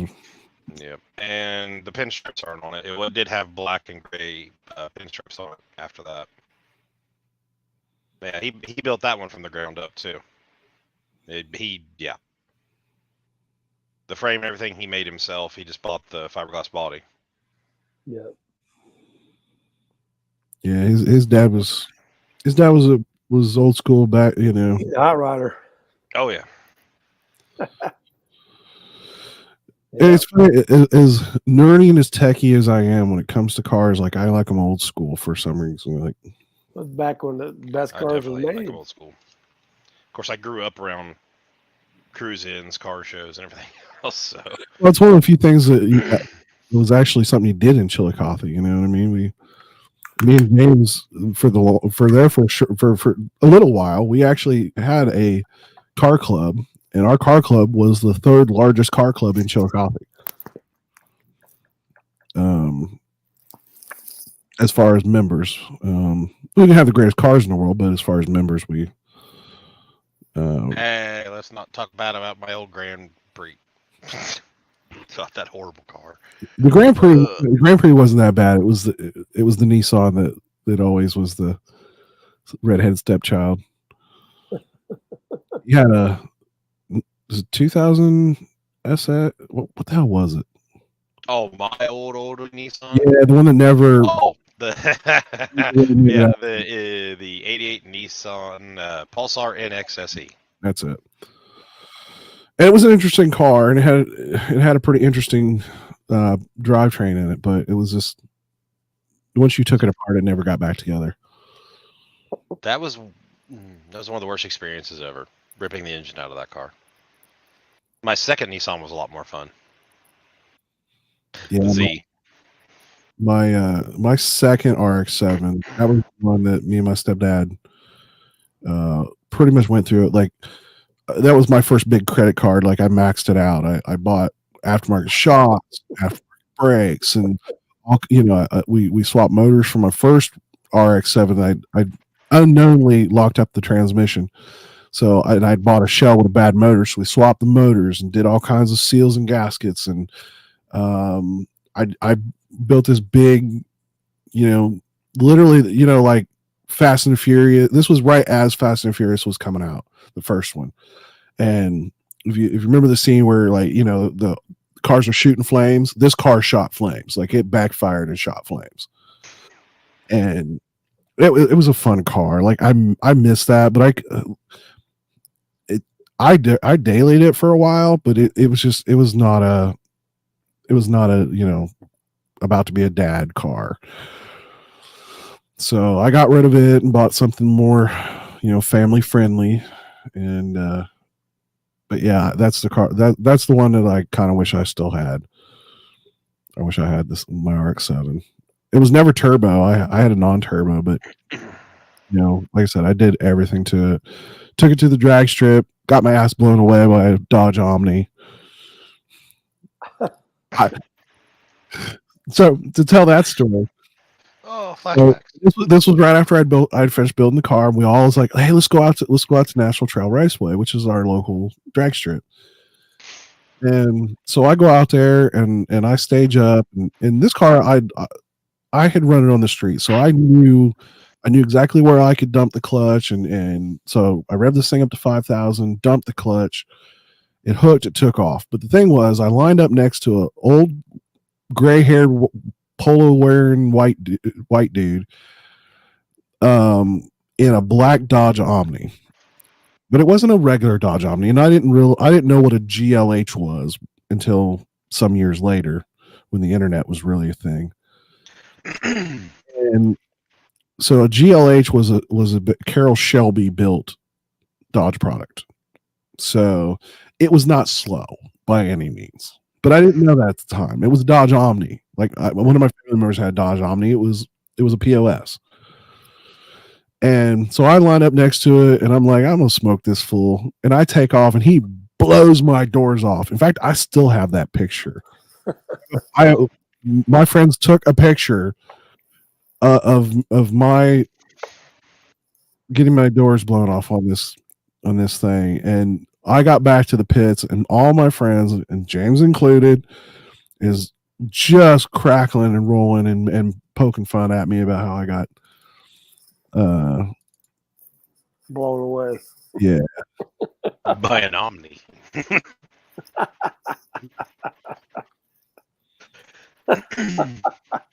I can picture layout.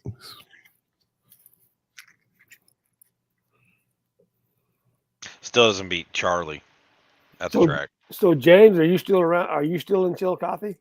Yep. Are you? Okay. I was just telling Travis, I was just there last summer. I've stayed there 3 times now, right there in Chillicothe, right there at the Quality Inn, as a matter of fact. Yeah, we have a lot of hotels and food places. That's about all we have. Well, I mean, I'm just traveling through, but I've always that's the place we've always stayed. Hey, there it is. There you go. So yeah, literally, like I said, we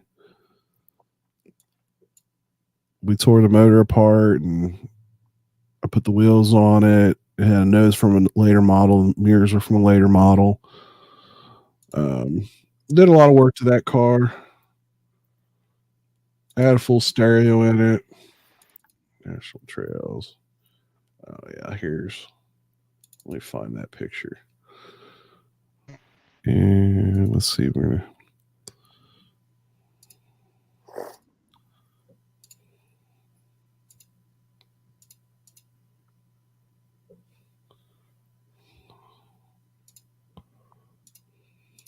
I have way too much crap in this room. So yeah, this is me getting my doors blown off by Dodge.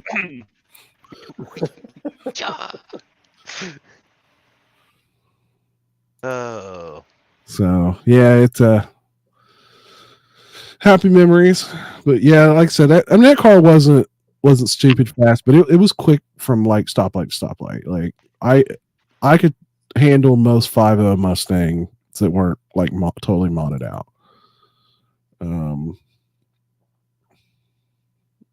it ran like mid 16s at like 90 miles an hour. But it was a kind of like car, like for me, the fond memories of that car was like, I built that car, like it literally. But I had this big honking like HKS dragger style exhaust with like 4.5-inch tips. It was loud. It was stupidly obnoxious. Like, you ever see any of the rotary videos on YouTube? It absolutely was one of those cars. Yeah, like I said, I missed that car. I loved it. It was, but like I said, we built that car from scratch practically. So yeah, I'll show the Mustang convertible.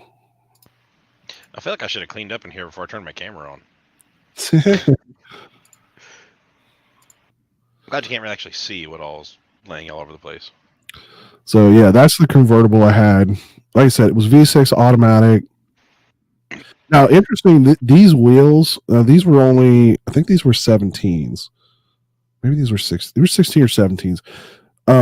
I can tell you, I only ever I tried to hunt these wheels down some years later because I was curious. These Iniki wheels were a limited production run. They only made them in certain sizes, in certain bolt patterns. And I have only 2 other times ever seen those exact wheels, and they were always on show cars. I'll be damned.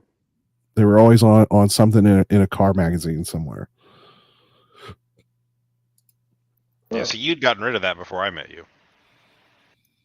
Mm, You already had you were driving the RX when we started hanging out.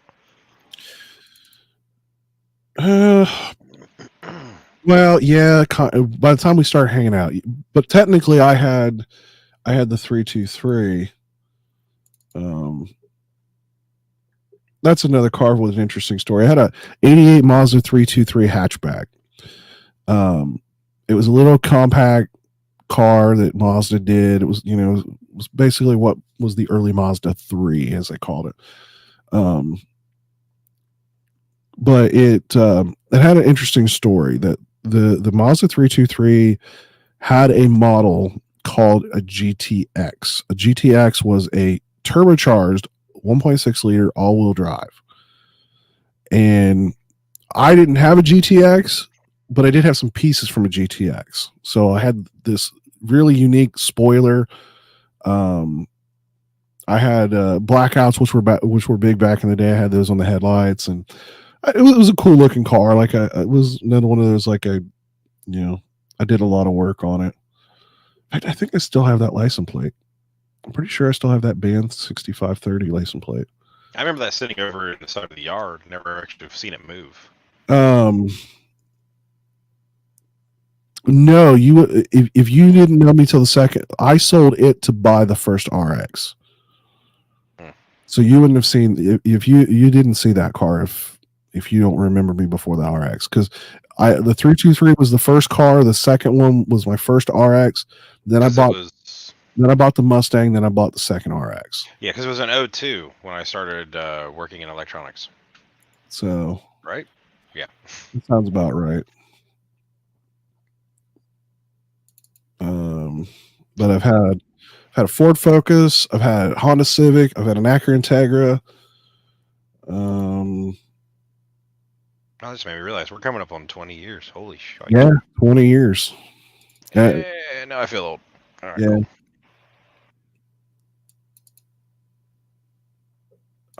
Cool. Here's the picture you're gonna remember there, James.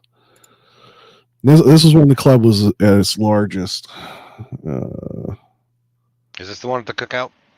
This was the cookout. Wait, which car was I driving? Never mind. The Grand Prix. I could see it. So at this point, this is when I had the Focus. My brother had an Integra. Doc had a Monte Carlo. Now, this Acura or Honda Accord, Honda Accord. I helped that kid do all the mods to his car. Oh yeah, Seth's. Yeah. And then Pablo had the Civic. Okay, I couldn't remember that kid's name. That's his nickname. I still cannot remember his actual name. Can't remember his name either. And then technically, I think we had 2 other members that weren't in this picture that came later. Yeah, Charlie. Charlie, and there was somebody else. But yeah, this was early 2000s. So, and I had literally just bought that Focus. God, that's a shitty picture. Oh, Aaron was a member there for a while when he had Prelude. So yeah, he was the 8th member. Didn't Curtis join there for a while? I don't know if Curtis actually ever had a. I don't know if he actually ever had a decal. I think he just hung. He was just hung out with us. Yeah. Yeah, I grew up working around cars. That was our thing when we were. We didn't like a lot of our friends got it. Some of them got into doing bikes and stuff like that. But our group wasn't into the bike stuff. That's why I'm glad I did the sports car stuff when I was younger. Got the speed out of. I was done with the speed by the time I was on a motorcycle. I was in it for I'm in it now for the ride and just cruise and have a good time. Like I'm not in it to do 100 miles an hour. Yeah. 'Cause nowadays, it'd probably do a lot better if more of them be in the garage like that, or just I don't know.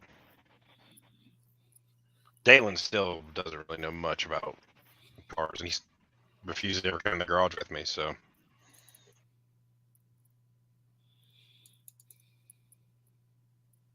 he just knows when they look cool and they look fast. Yeah, one thing when I bought the Dyna though, my Dyna. Have you seen the up close pictures of the Dyna, Jonesy? He must mute himself.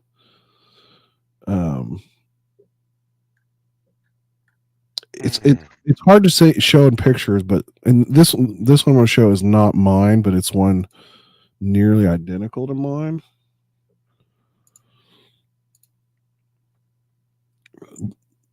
This is one of the few pictures I've actually found of one of these with my paint job, and you'll see it's got flames and skulls on the tank and the fenders. And it really sucks because my fender right here is dented. It's got some scratches, and then the fender's kind of messed up.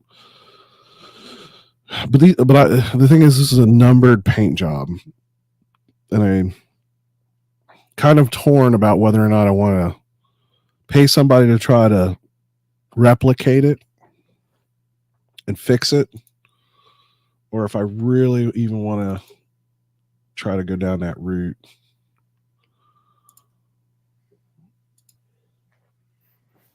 Paint jobs are expensive. Yeah, and that's the thing. Like, I don't know if I just want to, if I just want to buy another set of tins and kind of replace it, or if I want to, like I said,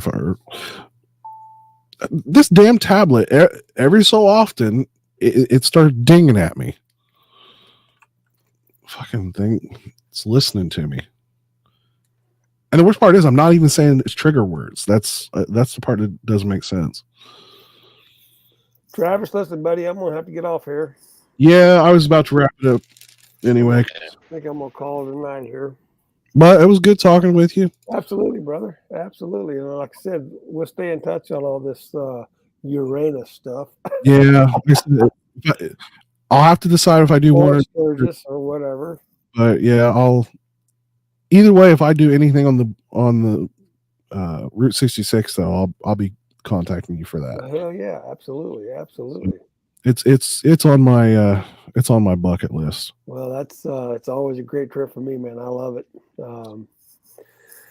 I rather ride that road anytime. It's always something different. Well, I appreciate you coming over and chatting with me. And yeah, brother, absolutely. And like I said, I'll get over there sometime, or you get over here, or whatever, and we'll hook up. Yeah, and I'll send you a DM here with my address, so you can send me that map for the. Yep, I'll do that. I'll get one in the mail for you, buddy. Cool. Sounds good. And don't forget my stickers. Yep. I'll make sure to send you your stickers. All right, brother. Appreciate it. Good. You guys have a good night. You too, man. All right, brother. Take care. Later. Yep.